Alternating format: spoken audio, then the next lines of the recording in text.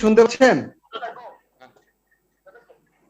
সুপ্রিয় দর্শক, আপনাদের সবাইকে আমন্ত্রণ জানাচ্ছি আর টিভির নিয়মিত আয়োজন আপনাদের সঙ্গে শ্যামল দত্ত। আমরা এই অনুষ্ঠানে সমসাময়িক নানা বিষয় নিয়ে আলাপ করতে থাকি। আজকে আমরা যে কঠিন সময়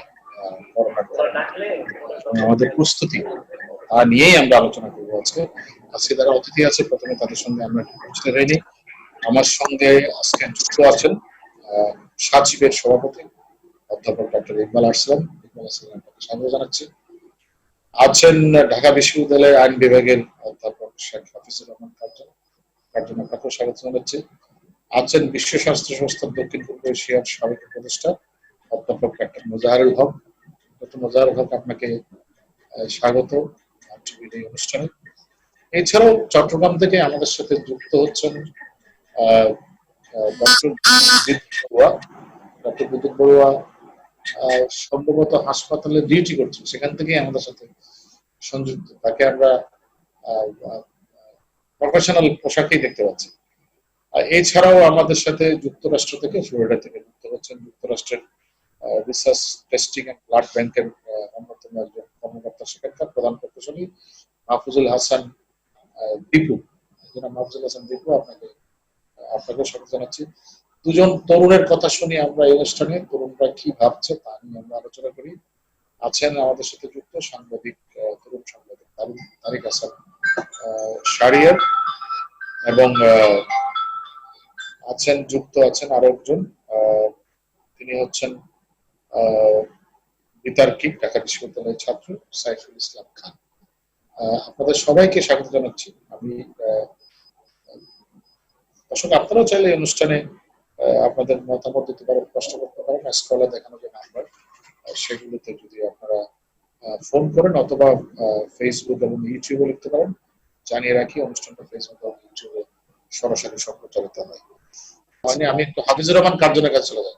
কার্জন, আপনি কি শুনতে পাচ্ছেন আমাকে? আমি শুনতে পাচ্ছি দাদা। এই পুরো ব্যবস্থাপনা নিয়ে ডাক্তারদের একটা দেখতে পাচ্ছি বড় অংশ আক্রান্ত, আপনার মতামত একটু জানতে চাই।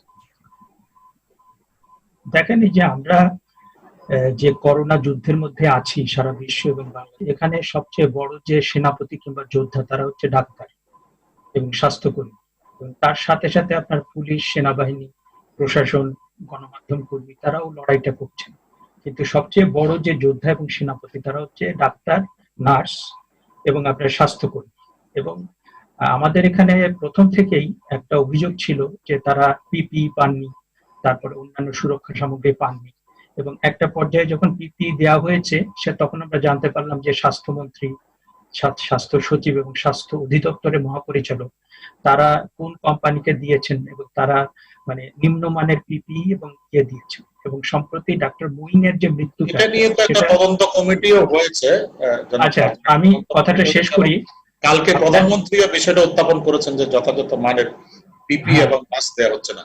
আচ্ছা, এখন বিষয়টা হচ্ছে যে আপনার ডাক্তার মুইন যে মৃত্যুবরণ করেছেন সিলেটে, সেটাতে আমরা জানতে পারলাম যে তিনি অন্যান্য ডাক্তারের মতো ছিলেন না। তিনি তার পরিবারের বারণ না শুনে রোগী দেখেছেন এবং মানুষকে সেবা দিয়েছেন। এবং তিনি যখন আক্রান্ত হন তখন তার মানে প্রবল একটা আকুতি ছিল একটা এয়ার অ্যাম্বুলেন্সের, কিন্তু সেটা তার কর্তৃপক্ষ তাকে সহযোগিতা করেনি। কার্জন এয়ার অ্যাম্বুলেন্সের ব্যবস্থা নেই, এটা সিঙ্গাপুর থেকে আনতে হবে। আচ্ছা, যাই হোক, আপনার রাষ্ট্রের যে সহযোগিতা তিনি চেয়েছিলেন সেটা তিনি পাননি। তিনি আইসিইউ সমৃদ্ধ একটা অ্যাম্বুলেন্স চেয়েছিলেন, সেটাও পাননি। এবং রাষ্ট্রের তরফে তার পরিবারের পক্ষ থেকে বলা হয়েছে যে সহযোগিতাটা পাননি। এবং আমি যেটা দায়িত্ব নিয়ে বলতে চাই যে স্বাস্থ্য ক্ষেত্রে আপনার ডাক্তার, নার্স এবং স্বাস্থ্যকর্মীদের যে সুরক্ষা দেওয়া দরকার সেটা, এবং সেই ব্যাপারে যে অব্যবস্থাপনা এবং সমন্বয়হীনতা, তার দায় নিয়ে স্বাস্থ্যমন্ত্রী, স্বাস্থ্য সচিব এবং স্বাস্থ্য অধিদপ্তরের যে মহাপরিচালক তাদের ইদার পদত্যাগ করা উচিত, নইলে পরে তাদেরকে অপসারণ করা উচিত। আমি দায়িত্ব নিয়ে বলছি। এবং আমাদের এখানে একটা কালচার হচ্ছে যে আমরা কোনো সিটিং মন্ত্রীকে আমরা পদত্যাগ করতে দেখি না কিংবা অপসারণ করতে দেখি না। আমি মনে করি যে এই মুহূর্তে তাদেরকে অপসারণ করা হলে তাতে সরকারের ভাবমূর্তি উজ্জ্বল হবে। কারণ আপনি দেখেন যে আপনার সাবেক যে শিক্ষামন্ত্রী নুরুল ইসলাম নাহিদ, ওনাকে কিন্তু বর্তমান ক্যাবিনেটে রাখা হয়, এবং উনি যে 2 মেয়াদে শিক্ষামন্ত্রী ছিলেন, আমরা জানি যে শিক্ষা আপনার প্রত্যেকটা পরীক্ষায়, পাবলিক পরীক্ষায় কিভাবে শিক্ষা ফাঁস মানে প্রশ্নপত্র ফাঁস হয়েছে, শিক্ষার মান নেমে গিয়েছে এবং শিক্ষা বাণিজ্য হয়েছে, এবং তার প্রেক্ষিতে কিন্তু তাকে আর রাখা হয়নি। কিন্তু আপনি যদি তখন, যখন নুরুল ইসলাম নাহিদ এই কাজগুলো করছিলেন, যে আমাদের শিক্ষা ব্যবস্থায় ধস নামিয়ে দিচ্ছিলেন, তখন যদি তিনি পদত্যাগ করতেন কিংবা তাকে অপসারণ করা হতো, তাহলে আমাদের শিক্ষা ক্ষেত্রে সংস্কৃতিও আমাদের নেই, বাদ দেওয়ার সংস্কৃতিও আমাদের নেই। আমাদের ইচ্ছা করলে তো মাননীয় প্রধানমন্ত্রী তাদেরকে বাদ দিতে পারেন। সেটাই তো বলছি, যে তারা পদত্যাগ করুন, নইলে পরে তাদেরকে বাদ দেওয়া হোক, এতে তো সরকারের ভাবমূর্তি উজ্জ্বল হবে। আপনি কয়েকটা দেশে, ব্রাজিলে, তারপরে কয়েকটা দেশে আমি দেখলাম স্বাস্থ্যমন্ত্রীকে ইদার অপসারণ করা হয়েছে কিংবা তারা পদত্যাগ করেছেন। নিউজিল্যান্ডে আপনি হয়েছে যদি এবং অস্ট্রেলিয়াতে হয়েছে, এরকম ঘটনা হয়েছে। কয়েকটা দেশে হয়েছে আমি দেখলাম, যে আপনার নিউজিল্যান্ডে যেটা হয়েছে যে ওখানকার স্বাস্থ্যমন্ত্রী আপনার লকডাউন ভেঙে তার পরিবার নিয়ে তিনি সি বিচে গিয়েছিলেন, এবং তারপরে যখন সেটা রিপোর্টেড হয়েছে তখন তিনি নিজে লজ্জিত হয়েছেন, নিজেকে বলেছেন আমি একটা গর্দভ। তারপরে তিনি পদত্যাগ করতে চেয়েছেন, এবং তখন নিউজিল্যান্ডের যে প্রধানমন্ত্রী তিনি বলেছেন যে এই জরুরি সময়ে আপনার পদত্যাগ করার দরকার নেই, কিন্তু তাকে আপনার পদাবনতি করা হয়েছে, ডিমোশন করে দেওয়া হয়েছে। তাকে ডিমোশন করে দেওয়া হয়েছে। তো আপনি এরকম একটা যুদ্ধকালীন অবস্থা, এরকম যুদ্ধ মানে যুদ্ধের চেয়েও ভয়াবহ। আপনি চিন্তা করেন যে আমরা কয়েকদিন আগে যেটা দেখলাম, যে টাঙ্গাইলে বনের ভিতরে তার সন্তান এবং জামাই সবাই মিলে তার মাকে ফেলে রেখে গেল, এবং আমরা দেখলাম যে একজন বাবা করোনা আক্রান্ত ছেলেকে ঘরের ভিতরে ঢুকতে দিচ্ছেন না। তারপরে আমরা দেখলাম যে ইটালি থেকে স্বামী এসছেন, স্ত্রী পালিয়ে গিয়েছে। এটা তো যুদ্ধের চেয়েও ভয়াবহ। আপনি যদি সেইখানে কম্পিটেন্ট লোক না দেন, তাহলে পরে how to fight this corona war. আমি আসছি ডক্টর কাঞ্চন, আপনার কাছে আসছি। আমি একটু বিদ্যুৎ বড়ুয়ার কাছে যেতে চাই। চট্টগ্রামের বিদ্যুৎ বড়ুয়া, আপনি নিশ্চয়ই আমাকে শুনতে পাচ্ছেন? ডক্টর বড়ুয়া, আপনি একটা ফিল্ড হাসপাতাল করছেন আমরা জানি, এবং ডাক্তারদের যে বিষয়টা আমি শুরুতে আলোচনাটি করতে চেয়েছিলাম, ডাক্তাররা একটা ঝুঁকির মুখে। বাংলাদেশে ডক্টর প্রফেশনাল তারা বলছেন প্রায় 16%, 13% ডাক্তাররা আক্রান্ত, এবং স্বাস্থ্যকর্মী ধরলে এটি প্রায় 16%-এর কাছাকাছি। এবং বিএমএ প্রায় এই ধরনের একটি হিসাব দিচ্ছে। বিএমএ বলছে যে প্রায় 117 জন সরকারি ডাক্তার এবং বেসরকারি ডাক্তার 35 জন মিলে মোটামুটি ডাক্তারদের আক্রান্তের সংখ্যা একটা বড় সংখ্যা, 161 জন ডাক্তার আক্রান্ত। কি মনে হয় আপনার, ডাক্তাররা এত বিপুল পরিমাণে ডাক্তার কেন আক্রান্ত হচ্ছে? ডক্টর বিদ্যুৎ বড়ুয়া। হ্যাঁ দাদা, বাংলাদেশের জনসংখ্যা পর্যাপ্ত জনসংখ্যা, প্রচুর জনসংখ্যা, হসপিটাল গুলোতে পর্যাপ্ত রোগী, সাথে একজন রোগীর সাথে অনেকগুলো অ্যাটেন্ডেন্ট থেকে থাকে, সুতরাং হসপিটালও ঘনবসতি বলতে পারি। সেরকম পরিপূর্ণ সুরক্ষা ব্যবস্থা অবশ্যই দরকার চিকিৎসকদের, কারণ মনে রাখবেন একজন চিকিৎসক যদি যে আক্রান্ত হয়, তাহলে অনেক অনেক হাজার হাজার রোগী কিন্তু চিকিৎসা সেবা থেকে বঞ্চিত হয়। সুতরাং এই চিকিৎসকদের প্রোটেক্ট করার দায়িত্ব কিন্তু সবার আগে। আমি বলবো যে কি সেটা কি হচ্ছে? সেটা পর্যাপ্ত পরিমাণ হচ্ছে না, আরো বেশি সুচারুরূপে এবং অত্যন্ত সুনিপুণ ভাবে হওয়া উচিত। আমি বারবার বললাম, চিকিৎসকরা হচ্ছে করোনা যুদ্ধের প্রথম সৈনিক, প্রধান সৈনিক, তাদের বাঁচিয়ে রাখলে আক্রান্তরা আরো বেশি বাঁচবেন। ডক্টর বিদ্যুৎ, আমি একটা বিষয়ের প্রতি আপনার দৃষ্টি আকর্ষণ করছি, যে বাংলাদেশে এই মুহূর্তে যেটি দেখাচ্ছে, বিশেষ করে ঢাকা শহরে মিডফোর্ডে 25 জন ডাক্তার আক্রান্ত হয়েছে, সরোয়ার্দিতে আক্রান্ত হয়েছে, আপনার বারডেমে একটা ইন্টেনসিভ কেয়ার ইউনিট বন্ধ করে দিতে হয়েছে, ইনসাফ বারাকে একটি হাসপাতালে এরকম ঘটনা ঘটেছে, লকডাউন করা হয়েছে। এই যে এই পুরো বিষয়, ডাক্তারদেরকে আমরা সঠিক সুরক্ষা দিতে পারছি না এই কারণেই। আমি বলবো যে কি এটার পাশাপাশি সঠিকভাবে পরিপূর্ণ দেওয়ার চেয়ে যেসব রোগীরা হসপিটালে আসছেন তারা অনেকেই চিকিৎসা সেবা পাওয়ার জন্য অনেক উপসর্গ গোপন করছেন।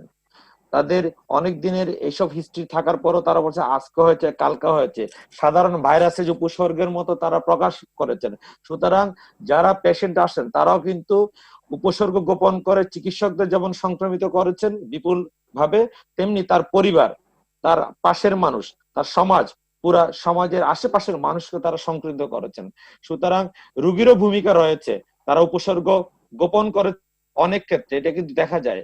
কিন্তু এরপরও ডাক্তারদের সুরক্ষিত করার বেশি কিছু পলিসি, আমার যদি হয় 1000 ডক্টর, আমার যদি 100টা যদি প্রতিরক্ষা ব্যবস্থা থাকে, আমি বলবো যে কি এই 100টা প্রতিরক্ষা ব্যবস্থা নিয়ে যদি শুরুতেই আমরা প্রত্যেকটা হসপিটাল গুলোতে হ্যান্ডফোন দিয়ে যদি বলি সর্দি, জ্বর, কাশি, হাঁচি যাদের লক্ষণ রয়েছে তাদের একটা আলাদা লাইন হবে। এই আলাদা লাইনে রুগীকে যারা স্বাস্থ্য সেবা দিবেন এই ম্যানেজমেন্টটা কে করবেন? এটা করবেন হাসপাতাল কর্তৃপক্ষ। সেটা কেন হচ্ছে না? সেটা কেন হচ্ছে না সেটা হয়তো সমন্বয়ের অভাব হতে পারে। এখন অনেক কিছু যে নিজের মতো করে ভালো থাকার জন্য সুস্থতা নিজের মতো করে তৈরি করতে হয়, প্ল্যান করতে হয়। যিনি তত্ত্বাবধায়ক থাকেন, যিনি সিও থাকেন হসপিটালে, যিনি দায়িত্বপ্রাপ্ত, তাকেও কিন্তু অনেক কিছু চিন্তা করতে হবে। শুধু নির্দেশের অপেক্ষায় বসে থাকলে হবে না।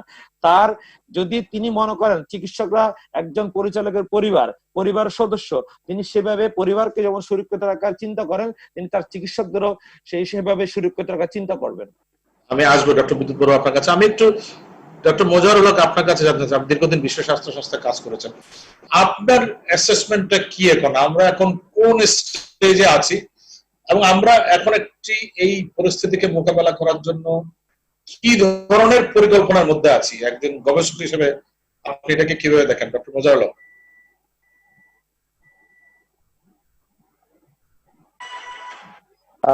যারা আপনার প্রশ্নের উত্তর দিচ্ছিলেন, আমি একটু অন্যভাবে বলি। এই যে লাস্ট প্রসঙ্গটাই আসি, পরে আপনার প্রসঙ্গটায় আসি। প্রথম কথা হচ্ছে, আমরা প্রথম থেকে যেটা দরকার সেটা হলো একটা কৌশল। একটা যুদ্ধে যেতে হলে তার একটা কৌশল লাগে এবং কৌশলের পরে তার একটা প্রস্তুতি লাগে।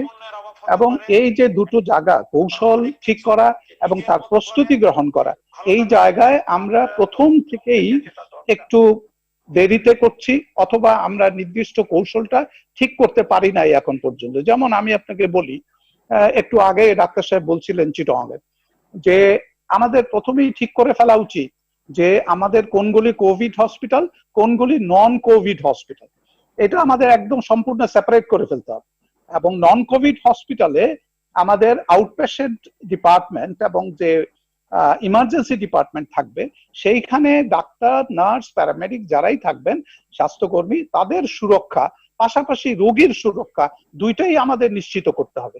এবং আমরা এই দুটো নিশ্চিত করতে যে আরেকটা জিনিস নিশ্চিত করতে হবে, সেটা হলো আমাদের হাসপাতাল বা এনভায়রনমেন্ট, সেইটারও একটা সুরক্ষা নিশ্চিত করতে হবে। এই বলে আমি আপনার প্রথম কথাটাতে আসছি, যে আমাদের যে ডাক্তাররা বা স্বাস্থ্যকর্মীরা যেই নাম্বারে আমাদের আক্রান্ত হচ্ছেন এবং কোয়ারেন্টাইনে যাচ্ছেন, আমি কোয়ারেন্টাইনটাও অ্যাড করব। ধরেন যেই ডিপার্টমেন্ট গুলিতে আক্রান্ত হচ্ছেন ডাক্তার, অন্য ডাক্তার এবং অন্য যারা আছেন তাদের সবাইকে কিন্তু কোয়ারেন্টাইনে যেতে হচ্ছে। এবং তার মানে একটা বিরাট চাঙ্ক অফ ডক্টরস আমাদের কিন্তু আমরা মিস করছি তাদেরকে। যদি এই প্রবণতাটা এখন যেইভাবে আমাদের ডাক্তার এবং স্বাস্থ্যকর্মীরা, আপনি যে সংখ্যা দিলেন, আমি আপনার ওই সংখ্যাটাকে দুটো সংখ্যা আমরা পেয়েছি, দুটো সংখ্যা। একটা হচ্ছে ডক্টর ফর প্রফেশনালস, তারা একটা সংখ্যা দিয়েছে, এবং বিএমএ পক্ষ থেকেও একটা সংখ্যা আমাদেরকে জানানো হয়েছে। আমি উইথ ডিউ রেসপেক্ট টু দুইটা সংখ্যাই, আমি দুটোকেই যদি ধরি, সংখ্যা আমি জানি, তারপরেও আমি বলবো যে দুটো সংখ্যাকেই যদি আমরা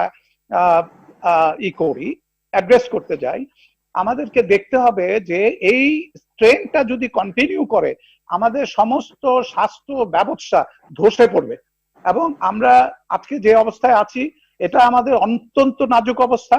এবং আমাদের এই ট্রেন্ড যদি চলতে থাকে, ডাক্তারদের আক্রান্ত হওয়া এবং স্বাস্থ্যকর্মীদের আক্রান্ত হওয়া এবং কোয়ারেন্টাইনে যাওয়া, তারপরে হাসপাতাল লকডাউন, এইগুলি যদি স্বাস্থ্য ব্যবস্থার মধ্যে চলতে থাকে, তাহলে স্বাস্থ্য ব্যবস্থায় ধস নামবে।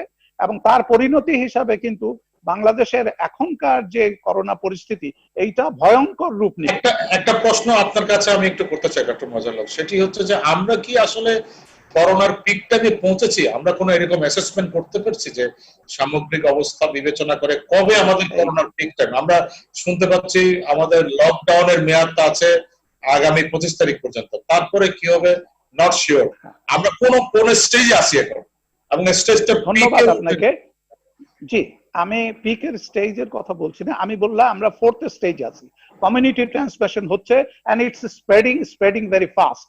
এই অবস্থার ভিতরে আমাদের সাধারণত লকডাউনের যে সিস্টেম, একটা সায়েন্টিফিক দিক আছে লকডাউনের, যে আপনি লকডাউন যেদিন ঘোষণা করলেন তারপর থেকে আপনি দেখতে থাকবেন ট্রেন্ডটা কি, আক্রান্তটা কিরকম, মৃত্যু কিরকম হচ্ছে, স্প্রেডিং কিরকম হচ্ছে, এই জিনিসগুলি দেখার জন্যই লকডাউন।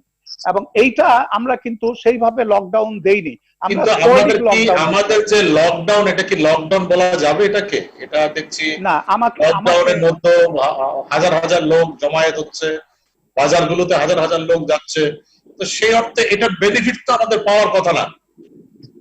জি জি, আমি ওইটাই আপনাকে বলতে চাচ্ছি, সেটা হলো লকডাউনের দুটো দিক আছে। আমাদের একটা দিক হলো যে কোনো একটা জায়গায় লকডাউন করা এবং সেই জায়গার লোকজনদেরকে মুভমেন্ট রেস্ট্রিক্ট করে দেয়া এবং ঘরে রাখার একটা, এইটা কিছুটা আমরা অ্যাচিভ করতে পারতেছি। কিন্তু আমাদের লকডাউনের একটা বৈজ্ঞানিক উদ্দেশ্য আছে, সায়েন্টিফিক। সেটা হলো লকডাউনের মাধ্যমে আমরা ট্রেন্ডটা দেখব যে আমাদের এখানে সংক্রমণ কিভাবে বাড়ছে এবং সংক্রমণ এবং মৃত্যু কি হারে হচ্ছে সেটা দেখার জন্য লকডাউন। এবং সেইটা কিন্তু আমাদের পাশের দেশে যদি আমরা দেখি, সেটা একটা লকডাউন হলো 49 দিনের লকডাউন, আরেকটা হয় 77 দিনের লকডাউন। তা আমরা যদি সেইগুলি সায়েন্টিফিক দিকে দিয়ে দেখি, তাহলে আমাদের দেশে যে লকডাউন যেটা হচ্ছে, এটা প্রকৃতভাবে it's not a scientific lockdown. এবং এইটা দিয়ে আমরা যা অ্যাচিভ করতে চাচ্ছি সেটা অ্যাচিভ করা সম্ভব না। এই কোনো কিছুই অ্যাচিভ করতে পারবো না। এর আলটিমেট পরিণতি কি হবে? এর আলটিমেট পরিণতি যেটা হবে যে আমরা কন্ট্রোল করতে পারছি না আমাদের যে আমরা যেটা কন্ট্রোল করার কথা, মানে সংক্রমণটা, সেইটা কিন্তু আমরা কন্ট্রোল করতে পারছি না। তার মানে এটা আরো ছড়িয়ে যাবে? এটা অবশ্যই আরো ছড়াবে এবং ছড়ানোর যথেষ্ট কারণ আছে। শুধুমাত্র এই যে ইনএফেক্টিভ লকডাউন একটা কারণ, আরেকটা হলো সায়েন্টিফিক লকডাউন না দেওয়া আরেকটা কারণ। কারণ আমরা তো কৌশল ঠিক করতে পারছি না যে আমরা যেভাবে অগ্রসর হওয়ার কথা to address this corona issue, আমরা কিন্তু সেই সায়েন্টিফিক্যালি সেটা অ্যাড্রেস করতে পারছি না। আর এই যেভাবে ডক্টর মজারুল হক, আমি আপনার কাছে আবার আসবো। আমি একটু যেতে চাই, যুক্তরাষ্ট্রের এক্সপেরিয়েন্সটা শুনে আছে, তারা আস্তে আস্তে লকডাউন তুলে দিচ্ছে। কি কারণে তুলছেন? যুক্তরাষ্ট্র থেকে আমাদের সাথে যুক্ত আছেন মাহফুজ হাসান ভুঁইয়া দীপু। জনাব দীপু, ফ্লোরিডার অবস্থা আমরা শুনতে পাচ্ছি কিছু কিছু ওপেন আপ হয়ে যাচ্ছে। মার্কিন যুক্তরাষ্ট্রে এমনও আছে যে সাধারণ স্টেট গুলো অলরেডি সেখানে বিক্ষোভ চলছে তুলে দেওয়ার জন্য। অন্যদিকে এর পক্ষে বিপক্ষে নানা ধরনের মতামত আছে। যুক্তরাষ্ট্রের সামগ্রিক অবস্থাটা যদি একটু বলেন ফ্লোরিডার আলোকে, জনাব দীপু।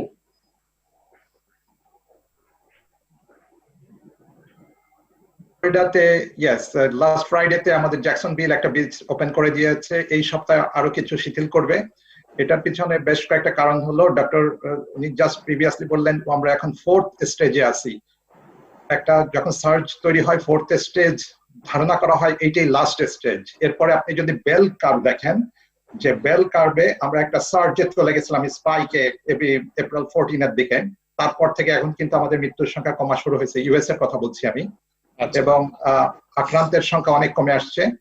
এখন আমি যেখানে কাজ করি, one of the largest blood bank testing, আমরা যখন দেখলাম ভ্যাকসিন নিয়ে কাজ হচ্ছে, তখন ভ্যাকসিনের আপনি যদি পূর্ব ইতিহাস দেখেন, ভ্যাকসিন সামটাইমস ইয়ার্স লাগে এটার, আর এটা একটা প্রতিষেধক, তাই না? আমরা তখনই বেশ কিছুদিন ধরে আমরা চিন্তা ভাবনা করছিলাম যে আমাদের সেই পুরানো 100 ইয়ার্স এগোর যে ট্রিটমেন্টটা ছিল স্প্যানিশ ফ্লুর, ওইটাকে নিয়ে আসা যায় কিনা। এবং সেটাই হচ্ছে বলছি আমরা কোভিড-19 কনভালেসেন্ট প্লাজমা ট্রিটমেন্ট। তো সেটা আমরা মার্চ 30 থেকে অ্যাপ্রোচ শুরু করেছি রিসার্চ, এবং ভেরি শর্ট পিরিয়ড অফ টাইমে এফডিএ আমাদের অ্যাপ্রুভ দিয়েছে। এবং তারপর থেকে আমরা এপ্রিল 4 যে ফার্স্ট ব্লাড কালেকশন শুরু করি। যারা এটার কাজ হচ্ছে, আমি আগে আপনাদের টিভিতে বলেছি, যারা করোনা ভাইরাস সার্ভাইভার, মানে যাদের হয়েছিল তারা সুস্থ হয়ে গেছে, তাদের ব্লাডটা অনেকখানি অ্যান্টিবডি তৈরি হয়ে গেছে, আমরা সেই ব্লাডটা নিচ্ছি। নিয়ে অ্যাজ অফ নাও আমার কাছে রিয়েল টাইম ডেটা থাকে অলওয়েজ, তো আমরা 175 এটা কি খুবই কার্যকর একটা চিকিৎসা পদ্ধতি? মানে এই প্লাজমা সেটি আমরা বলছি। অনেকের সন্দিহান ছিল, বাট দেখেন দাদা, আমাদের আর কোনো উপায় নাই। আমাদের বিশ্ব স্বাস্থ্য সংস্থা এটাকে অ্যাপ্রুভ করেছে, এখনো অ্যাপ্রুভ করেনি, কিন্তু আমরা টেস্টিং পারপাজে করছি এবং এটা অচিরাই। যেমন আমার পার্সোনাল অভিজ্ঞতায়, কারণ আমেরিকাতে হসপিটালে হিপা একটা গোপনীয়তার ব্যাপার আছে, হসপিটাল পেশেন্টদের কোনো রকমের কোনো ইনফরমেশন আউট করতে পারবে না। কিন্তু আমরা যখন ব্লাড গুলো দিচ্ছি, তখন আমরা কনস্ট্যান্টলি রোগীদের সাথে, কিছু কিছু রোগীদের সাথে আমরা মেনটেন করছি যে তারা কেমন। আমাদের এখন গতকালকে আমরা দেখলাম যে ভেন্টিলেটর থেকে পুশ করার 2 to 3 ডেজ এর মাধ্যমে পরেই অনেক পেশেন্ট ভেন্টিলেটর থেকে বেরিয়ে আসছে, এবং আমরা ওইটাকে দিয়েই আপনাকে বলতে পারি যে এটা কাজ করছে, অফিসিয়ালি না কিন্তু করছে। এবং কেন করছে সেটাও আমি আবার বলি, কারণ অন্তত প্রায়োগিক দিক থেকে বোঝা যাচ্ছে যেটা করছে, প্রায়োগিক দিক থেকে অ্যাবসলিউটলি। কারণ আমাদের যে হারে আমরা প্রথম 3টা হসপিটাল নিয়ে শুরু করেছিলাম, এখন মোর দেন 30 হসপিটালে দিচ্ছি আমরা ব্লাড সাপ্লাই, এবং এটা কাজ করছে বলেই তো তারা আমাদের কাছ থেকে নিচ্ছে। আমাদের টিম বাড়ানো হয়েছে, ব্লাড সংগ্রহ। আরেকটা আশার কথা হচ্ছে, আমি আশাবাদী লোক, মানুষকে ভয় দিয়ে কোনো লাভ নাই, আর লকডাউন করেও কোনো লাভ নেই। আপনার লকডাউন তো আসলে কোনো পার্মানেন্ট সলিউশন না, তাই না? আপনার মনের জ্বরই বড় জ্বর। আলহামদুলিল্লাহ আপনি দেখছেন রোগী অসুস্থ, লকডাউন করে অনেকে তো সংক্রমণটা ঠেকাতে পেরেছে, অনেক দেশ এফেক্টিভলি পেরেছে। প্রথম আমলের ঠিক আছে, কিন্তু আপনি যদি বাংলাদেশের কথা ধরেন, একটু আগে যিনি বললেন যে বাংলাদেশের যে লকডাউনটা, এই লকডাউনের কি কোনো মানে হয়? আমি একটা দেখলাম যে আজকেই দেখলাম একটা বাসায় 3তলা বিল্ডিং, তাকে লকডাউন করা হয়েছে। ওই লকডাউনটা দেখার জন্য কয়েক হাজার লোক বাড়ির সামনে দেখছে কিভাবে লকডাউন হচ্ছে। তো এইটা কোনো সলিউশন না, তাই না? তো আমি আরেকটা আশার কথা বলতে পারি যে এটা আমাদের প্লাজমা ট্রিটমেন্ট কাজ করছে, এবং করার কারণে আমাদের সাপ্লাই বেড়ে গেছে, এবং আমরা আরেকটা ট্রিটমেন্টের দিকে যাচ্ছি আগামী সপ্তাহে। কারণ আমরা তো এত করোনা যারা সার্ভাইভ করছে এত লোক আমরা পাবো না, তাদের ব্লাডও পাবো না। এখন আমরা চিন্তা করছি, যেটা আমাদের প্রেসিডেন্ট ট্রাম্পও 2 দিন আগে ঘোষণা দিছে, যে অ্যান্টিবডি টেস্ট, যেটা আমরাই আমাদের ওয়ান অফ দ্য পাইনিয়ার, আমরা শুরু করতে যাচ্ছি এই মানডে থেকে আরেকটা টেস্ট, যে নর্মাল যারা ব্লাড ডোনার তাদের আমরা একটা স্পেশাল টেস্ট করব, যেটা হচ্ছে তার ব্লাডটা অ্যান্টিবডি পজিটিভ কিনা। যখন অ্যান্টিবডি পজিটিভ, টেস্ট করা কি সম্ভব? এটি মানে আলাদা করে এই এটা সম্ভব, এবং আমরা উই আর গোইং মানডেতে টেস্টিং পারপাজে যাচ্ছি। কোনো কিছুই 100% বলতে পারছি না, মানে সাধারণ লোকের মধ্যে অ্যান্টিবডি আছে কিনা। সাধারণ লোকের ব্লাড, যেমন ধরেন আপনার আমার করোনা হয় নাই, তার মানে বোঝা যায় যে আপনার আমার ব্লাডের অ্যান্টিবডি আছে দেখেই আমার হয়নি। হয়তো আপনি অনেক আগেই আপনার এই ভাইরাসটা ঢুকতে পারতো, কিন্তু আপনার ব্লাডটা ফাইট করে ওই ভাইরাসের সাথে যেতে গেছে। তো এইটা যদি আমরা প্রুফ করতে পারি নেক্সট উইকে, তাহলে আমাদের আর কোনো চিন্তাই থাকবে না যে আমরা করোনা যারা সার্ভাইভার। এই দুটো বিষয় নিয়ে ইকবাল আরসালানের মতামত জানতে চাইবো, যে আমরা অ্যান্টিবডি টেস্ট বা প্লাজমা টেস্ট এগুলোর দিকে যেতে পারি কিনা।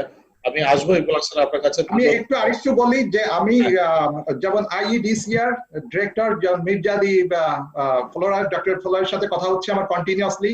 She is very cooperative, she is very excited, এবং আমরা হোপফুলি আমরা খুব দ্রুতই বাংলাদেশে এই প্লাজমা ট্রিটমেন্টের দিকে যাব ইনশাআল্লাহ। আচ্ছা, ধন্যবাদ। আমি একটু সাংবাদিকদের একটু কথা শুনে আছি। তারেক হাসান শাহরিয়ার, আপনি গণমাধ্যম কর্মী হিসেবে স্বাস্থ্যবিদ করেন, আপনার কি অভিজ্ঞতা? এটি দেখতে গিয়ে কি দেখেন হাসপাতালে?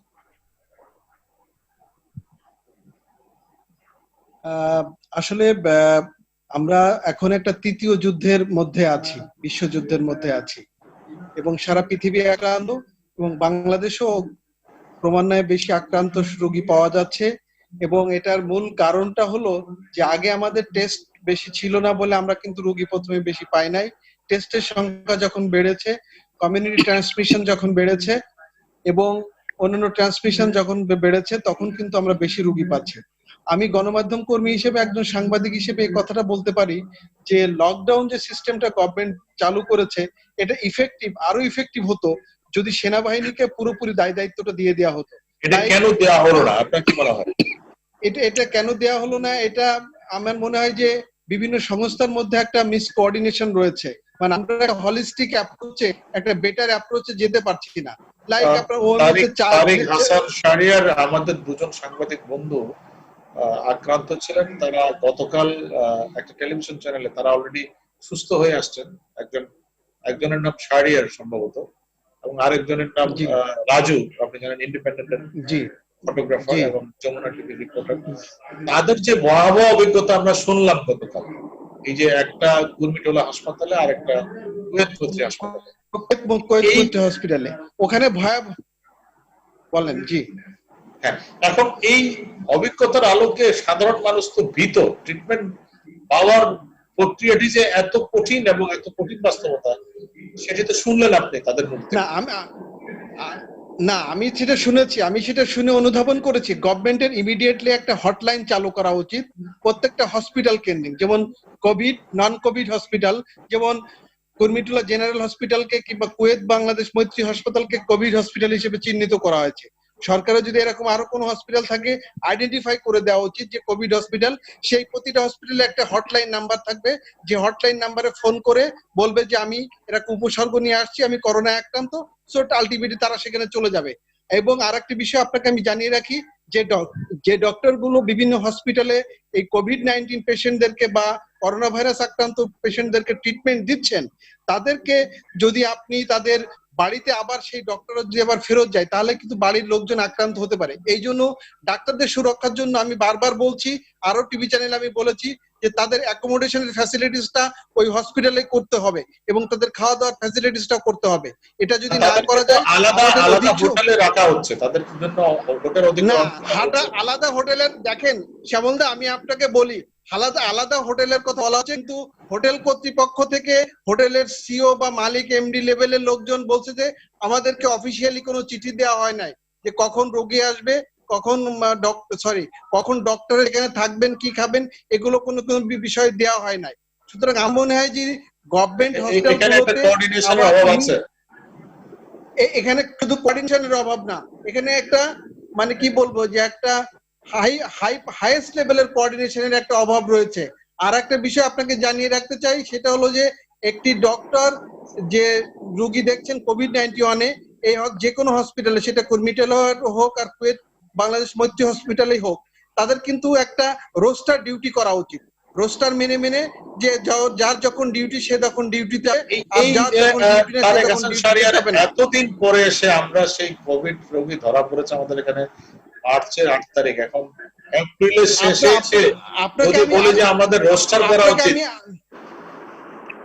রোস্টার এখনো হয় না, আপনি অবাক হবেন। আরেকটা বিষয় আপনাকে বলি, যখন এটা যখন সংক্রমিত হলো প্যান্ডেমিক, তখন কিন্তু আমরা 312 জন উহান থেকে বাংলাদেশি মানুষকে আমরা একটা স্পেশাল বিমানে করে নিয়ে এসেছিলাম এবং তাদেরকে হাজি ক্যাম্পে 14 দিন রেখেছিলাম। 14 দিন রাখার পরে তারপর তাদেরকে ছেড়েছি। কিন্তু আমার বক্তব্যটা হলো, সাংবাদিক হিসেবে আমার অবজারভেশনটা হলো, যখন ইটালিতে এটা প্যান্ডেমিক হারে ছড়িয়ে গেছে, তখন ইটালি থেকে কিন্তু যে লোকগুলো শত শত লোক আসলো, তাদেরকে কিন্তু হাজি ক্যাম্পে নিয়ে যাওয়ার পরে তাদেরকে কিন্তু ছেড়ে দেওয়া হলো। বিক্ষোভ মিছিল হয়েছিল, তাদেরকে ছেড়ে দেওয়া হলো। এটা আমাদের তাদেরকে ছেড়ে দেওয়ার অর্থ হলো যে এইটা একটা চরম কোঅর্ডিনেশনের অভাব, এবং সেই লোকগুলো গ্রামে গঞ্জে ছড়িয়ে গেল এবং তারাই মূলত যে প্রথম এই যে কমিউনিটি ট্রান্সমিশন বলেন, এটা কিন্তু তারা ছড়াচ্ছে। আমি একটু সাইফুল ইসলাম খানের কাছে যেতে চাই, তরুণরা কি ভাবছে পুরো বিষয়টা নিয়ে। ঢাকা বিশ্ববিদ্যালয়ের ছাত্র সাইফুল ইসলাম খান, যদি একটু আপনার মন্তব্য শুনি। আমাদের একটা বিরোধিতা যেতে হবে, যদি একটু ছোট করে বলেন সাইফুল ইসলাম খান।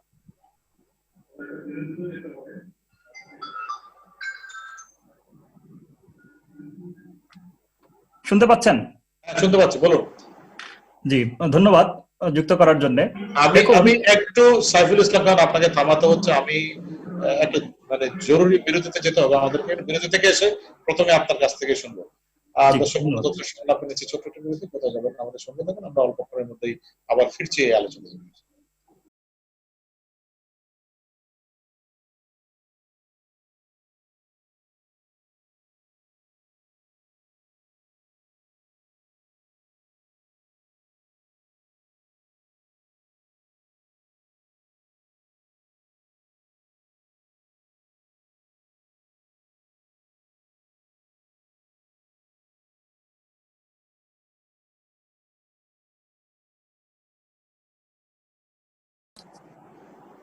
সুপ্রিয় দর্শক, আপনাদের আবারও স্বাগত জানাচ্ছি গণতন্ত্রের সংলাপে। আপনাদের সঙ্গে শ্যামল দত্ত। আমরা আলোচনা করছিলাম করোনা পরিস্থিতিতে আমাদের কি করণীয়, প্রস্তুতির কতখানি আছে, আমরা কঠিন সময় পার করছি তা নিয়েই আলোচনা আমাদের। আমরা আলোচনার মাঝখানে ছিলাম একজন বিশ্ববিদ্যালয়ের ছাত্র, তরুণরা এই পুরো ব্যবস্থা সম্পর্কে কি ভাবছে।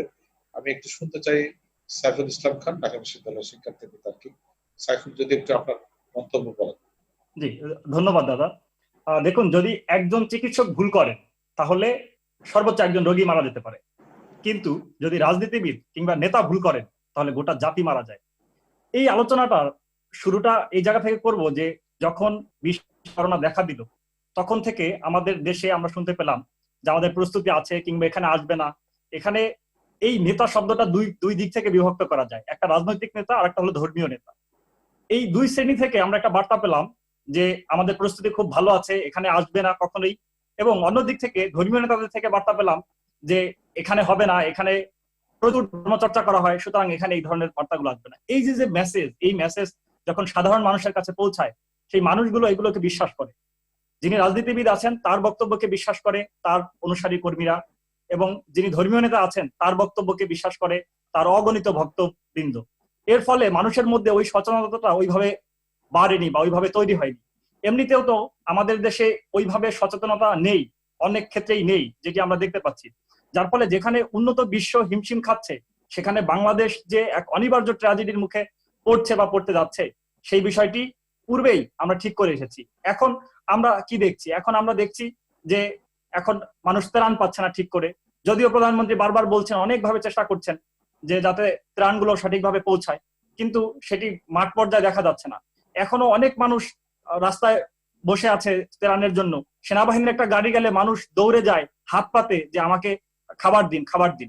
এই একদিকে যেরকম মানুষ এখন এই খাদ্য সংকটে পড়েছে, অন্য দিক থেকে এখন মানুষ চিকিৎসা সংকটেও পড়েছে। দেখুন যে যে সমস্ত মানুষ চিকিৎসার জন্য যাচ্ছেন, সেই সমস্ত মানুষ চরম ভোগান্তির সম্মুখীন হচ্ছেন। তারা অ্যাম্বুলেন্স থেকে শুরু করে সেই হাসপাতালে যে চিকিৎসা করাবেন, জ্বরের রোগী শুনলেই এখন ভয়ে অনেক হাসপাতাল থেকে বের করে দেওয়া হচ্ছে। কেননা সব হাসপাতালে কিন্তু এই ব্যবস্থাটি নেই, যার ফলে যে সমস্ত হাসপাতালে কোভিড এর চিকিৎসাগুলো নেই, সেই সমস্ত হাসপাতালের চিকিৎসকরা ভয়ানক এবং দুর্বিষহ এক সময় পার করছেন। শুধুমাত্র চিকিৎসকদেরই কি ভয়? চিকিৎসকদের পরিবার নেই, নার্সদের পরিবার নেই, কিংবা একটি হাসপাতালে যত স্টাফ রয়েছে তাদের পরিবার পরিজন ভয়ানক এক আতঙ্কের মধ্যে আছে। এ কারণে আমি সাইফুল আপনাকে একটু থামাচ্ছি, আমি আবার আসবো আপনার কাছে। আমি একটু ডক্টর ইকবাল আরসালান আগের বার যান্ত্রিক গোলযোগের জন্য শুনতে পারিনি। দুটি বিষয় আপনার কাছে তুলতে চাই। একটি হচ্ছে চিকিৎসকদের আক্রান্ত হওয়ার বিষয়টি, একই সঙ্গে আরেকটি যেটি মাহফুজ ভূঁইয়া যুক্তরাষ্ট্র থেকে উল্লেখ করেছেন, ট্রিটমেন্টের একটা প্রসেস। সেটি হচ্ছে যে প্লাজমা এবং সাধারণ মানুষের মধ্যে যদি অ্যান্টিবডি ডেভেলপ করে সেগুলো পরীক্ষা করে তারা সেগুলো প্রয়োগ করছেন। বাংলাদেশে এরকম কিছু আপনারা ভাবছেন কিনা? আপনি তো দীর্ঘদিন ধরে বাংলাদেশে চিকিৎসক সমাজের নেতৃত্ব দিচ্ছেন। ইকবাল আরসালান, আপনার কি মত এই দুটি বিষয়ে? হ্যাঁ, ধন্যবাদ। একটা হচ্ছে যে চিকিৎসক যারা বা চিকিৎসা কর্মী যারা বেশিরভাগই সংক্রমিত হয়েছেন যেগুলো নন কোভিড হাসপাতালে, এর অনেক বহুবিধ কারণ আছে। একটি কারণ হচ্ছে যে চিকিৎসকদের যে পোশাক দেওয়া হয়েছে বা যে সমস্ত সামগ্রী দেওয়া হয়েছে, সেই সামগ্রীগুলোর মান নিয়ে আপনারা ইতিমধ্যে দেখেছেন মাননীয় প্রধানমন্ত্রী পর্যন্ত ক্ষোভ প্রকাশ করেছেন এবং তিনি এই বিষয়গুলো ওয়াকিবহাল হয়েছেন। এই প্রধানমন্ত্রীর বক্তব্যকে তো তারা চ্যালেঞ্জ করছে। কালকে যখন মাননীয় প্রধানমন্ত্রী টেলিকনফারেন্সে এই বিষয়টি উদ্বোধন করলেন, আমরা দেখলাম এর পর যখন সরকারি ব্রিফিং হলো, তখন কেন্দ্রীয় ঔষধাগারের যিনি পরিচালক ব্রিগেডিয়ার শহীদুল্লাহ সেটাকে বললেন, চ্যালেঞ্জ করলেন অলমোস্ট। তিনি বললেন না, এরকম কোনো আমরা নিচ্ছি না। আপনি খেয়াল করেছেন নিশ্চয়ই। আমি আসলে শ্যামলদা, আপনারা শুনেছেন ইতিমধ্যে একটা 17 সদস্য বিশিষ্ট কমিটি করা হয়েছে। আমরা সেই কমিটির সবাই ব্যস্ত ছিলাম দেখে সেই আপনার প্রেস ব্রিফিং আমরা দেখতে পারিনি। পরবর্তী সময় আমি শুনেছি, আমি কোথাও লিংক পাইনি দেখবার জন্য। তবে আমি যেটুকু শুনেছি আসলে সেটা হচ্ছে যে অবশ্যই যে তিনি কেন ওখানে গেলেন প্রেস কনফারেন্সে, কে তাকে পাঠালো এবং এই কথাগুলো বলার দুঃসাহস তিনি কি করে দেখালেন, এটা একটা বিশাল প্রশ্ন। আপনার কাছেও যেমন প্রশ্ন, আমার কাছেও প্রশ্ন। এই ব্রিফিং এ কোনোদিন আমরা ওষুধাগারের কোনো লোককে থাকতে দেখিনি। এবং শ্যামলদা, আমি ইতিমধ্যে কিন্তু আমার তদন্ত সম্পূর্ণ করেছি, কিন্তু আমি মিডিয়ায় বলবো না, আপনাকে ব্যক্তিগতভাবে আমি বলতে পারবো। এখন যে বিষয়টা সেটা হচ্ছে যে এটা একটা বিষয়। দ্বিতীয় বিষয় হচ্ছে এই হাসপাতালগুলোতে যে তারা কনফিডেন্টলি যে এই জিনিসগুলো ব্যবহার করেছে, কিন্তু যেগুলো তাদেরকে সুরক্ষা দেয় না বা দিতে পারে না।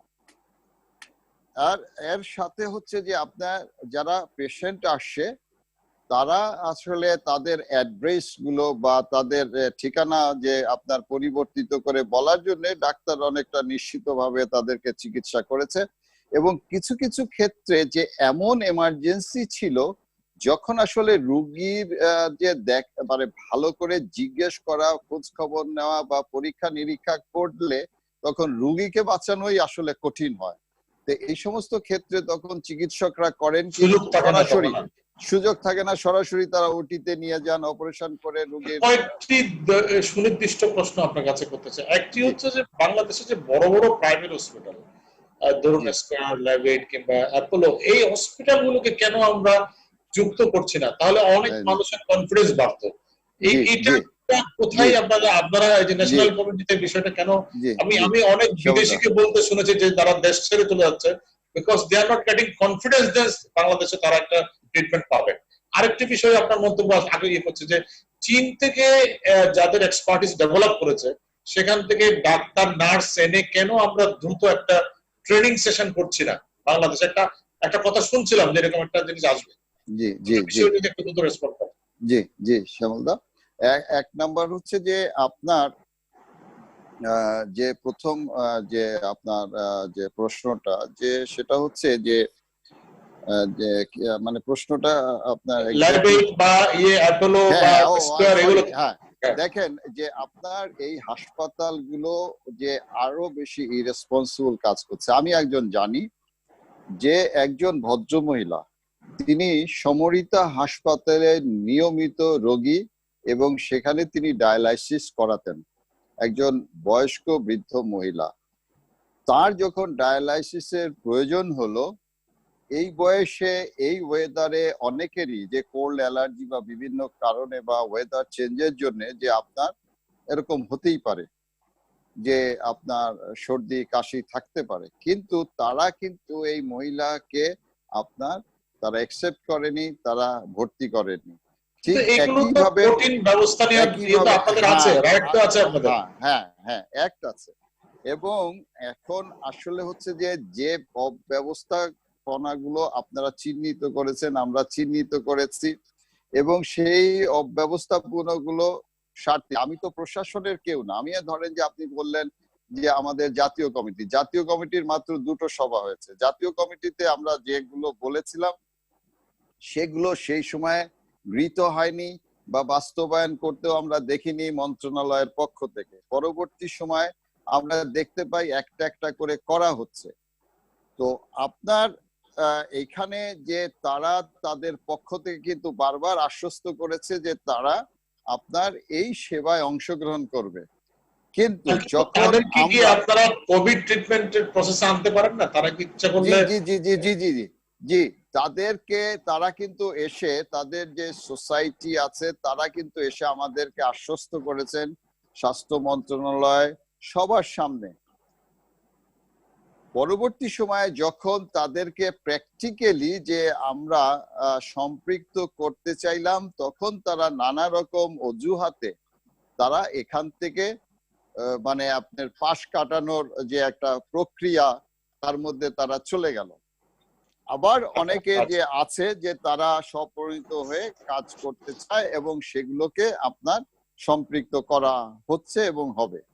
এখন বিষয়টা জানতে চাইছিলাম আপনার কাছে, চীন থেকে কেন আমরা এক্সপার্টিসের ট্রেনিং নার্স এবং এই প্রস্তাবটা আমরা অনেক আগেই দিয়েছিলাম সরকারের কাছে এবং সরকার বিবেচনা করছে। ইতিমধ্যে আমি শুনেও ছিলাম যে একটি টিম আসবে, কিন্তু পরবর্তীতে আমরা এ ব্যাপারে কোনো অগ্রগতি দেখছি না। কারণ একটা জিনিস শ্যামলদা মনে রাখবেন যে আমরা আসলে কিন্তু এখানে প্রশাসনের অংশ না। আমরা তাদেরকে বলতে পারি, সমস্যাগুলো চিহ্নিত করে দিতে পারি এবং কি কি করণীয় আছে সেগুলো বলতে পারি, কিন্তু বাস্তবায়নের জায়গাটা বাস্তবায়নটা তো অবশ্য তাদের, অবশ্যই সেটা আমি আসছি। আরেকটা প্রশ্ন ছিল আপনার, সেটা দিয়ে নেই। সেটা হচ্ছে যে আপনি যেটা বলেন আমেরিকা থেকে একজন বলেছেন যে প্লাজমা থেরাপি, যেটা যে আপনার পুরানো রোগীদের অ্যান্টিবডি, পুরানো রোগী ছাড়া যাদের শরীরে এমনি অ্যান্টিবডি আছে, না আপনার হচ্ছে যে অ্যান্টিবডি অ্যান্টিজেনের এগেইনস্টেই হয়, তো অ্যান্টিজেন তখনই তৈরি হবে যখন ওই পার্টিকুলার ইনফেকশনটা হবে। এখন আমি তো জানি না যে আপনার কার কোভিড হয়েছে বা র্যান্ডামলি, তাইলে সবাই যে দেখতে হবে ওই সেটা অ্যান্টিবডিটা আছে কিনা, মাহফুজ ভাইয়া সেটাও নিশ্চয়ই একটা বলবেন যে তারা কিভাবে শুনছেন এটি। হ্যাঁ, কাম্বারসাম একটা। তারা যেটা করছেন তারা হচ্ছে পুরানো যে সমস্ত রোগী ভালো হয়ে গেছে তাদের প্লাজমা নিয়ে পুল করে তারা দিচ্ছেন, কিন্তু আপনার যখন ব্যাপকভাবে আসলে আপনার রোগীর সংখ্যা বেড়ে যাবে তখন কিন্তু এটা একটা বিপদ হবে। তবে সায়েন্টিস্টরা এই যে আপনার ইমিউনোগ্লোবুলিনটা তারা ল্যাবরেটরিতে যদি চেষ্টার প্রক্রিয়া করেন, হয়তো আমরা একটা রেজাল্ট পেতে আমি পারি, এই তখন ব্যাপারে এটাকে একটু ব্যবহার করা যাবে। আসতে চাই জনাব মোজাহারুল হক, তিনি দীর্ঘদিন বিশ্ব স্বাস্থ্য সংস্থা ছিলেন।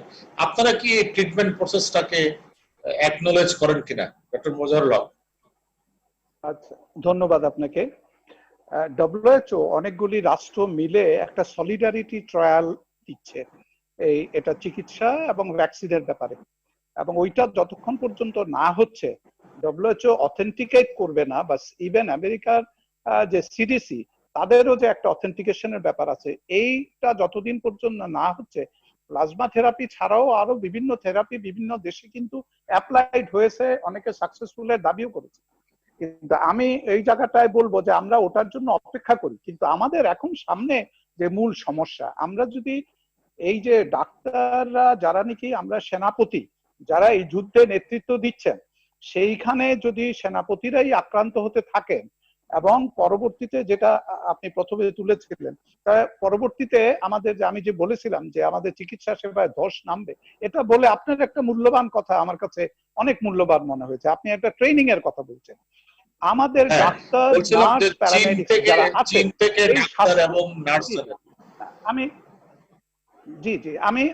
আমি মনে করি যে বাংলাদেশ নিজেই এই যে ট্রেনিংটা আমাদের ডাক্তার, নার্স, প্যারামেডিক্স এর দরকার, আমরা এখন জানি যে আমাদের কি ট্রেনিং দরকার। যেমন আমাদের রুগী কেন মারা যাচ্ছে, আপনি আশ্চর্য হবেন যে বাংলাদেশের মৃত্যু হার আমাদের যদি সংক্রমণের রেটের সাথে কম্পেয়ার করি, তাহলে আমরা দেখব, আমি দূরেও যদি না যাই, ইতালি, ফ্রান্স বা আমেরিকা যেতে হবে না, আমি সার্ক কান্ট্রিজ এর ভিতরে বাংলাদেশের মৃত্যু হার হলো হাইয়েস্ট আমাদের। আপনি শুনে আশ্চর্য হবেন the way the SAARC countries have managed. আপনি নেপালে দেখেন একজনও মারা যায় নাই, আপনি ভুটানে দেখেন একজনও মারা যায় নাই, আপনি মালদ্বীপে দেখেন একজনও মারা যায় নাই, আপনি শ্রীলঙ্কায় দেখেন মাত্র 7 জন মারা গেছে। আপনি ডাক্তার তো না, আপনি এমনি সাধারণ মানুষও মারা যায় না। এখন কথা হলো, আমি যে কথাটা দিয়ে শুরু করেছিলাম যে আমরা একটা যুদ্ধে আছি, আপনাকে যুদ্ধের কৌশলটা তো ঠিক করতে হবে, তারপরে তো আপনার প্রস্তুতি নিতে হবে। তো ওই জন্য আপনার ট্রেনিং এর কথাটাতে আমি আসছি যে আমাদের বর্তমানে আমরা যেটা করতে পারি যে আমরা কিন্তু ডাক্তার, নার্স এবং প্যারামেডিক্স এর কোথায় ট্রেনিং দিতে পারি আমাদের কিন্তু এখন জানা, কারণ আমাদের কোভিড হাসপাতালগুলিতে যখন যাচ্ছে আমাদের রোগী মারা যাচ্ছে ওইখানে। তাইলে কেন মারা যাচ্ছে? আমাদের ওখানে আইসোলেশন ওয়ার্ড আছে, আর আছে আমাদের কি ventilator facility with oxygen supply, আর হলো আইসিইউ ম্যানেজমেন্ট। এই তিনটা ক্ষেত্রে আমাদের প্রচুর নার্সকে এখন ট্রেনিং দিতে হবে এবং ডাক্তারদেরকেও ট্রেনিং দিতে হবে। সেই ট্রেনিংটা তো হচ্ছে না, এবং যে কারণে আমরা যে সমস্ত রোগী এই হাসপাতালগুলোতে ট্রিটমেন্ট নিয়েছে, অন্তত কয়েকজনের মন্তব্য আমি শুনেছি গণমাধ্যমে, সেটি ভয়াবহ অবজ্ঞতা। কেউ নার্সরা ঠিক মতো যায় না রোগীর কাছে, ডাক্তার ঠিক মতো যায় না রোগীর কাছে, এবং একদম অসহায় একটা পরিস্থিতিতে তারা ট্রিটমেন্ট পাচ্ছেন। সেখানে সমস্যাটা কোন জায়গায়? সমস্যাটা হলো আমাদের এই যে তাদের প্রকৃত ট্রেনিং আছে কিনা। সরকারকে প্রায়োরিটি হিসাবে যেটা করতে হবে, এই জন্য স্পেসিফিক হেলথ ওয়ার্কফোর্সকে এক্ষুনি ট্রেনিং দিতে হবে, এবং ট্রেনিং দেওয়ার জন্য আমাদের যে হিউম্যান রিসোর্স, আমাদের যে জনবল, সেটা কিন্তু আমাদের আছে।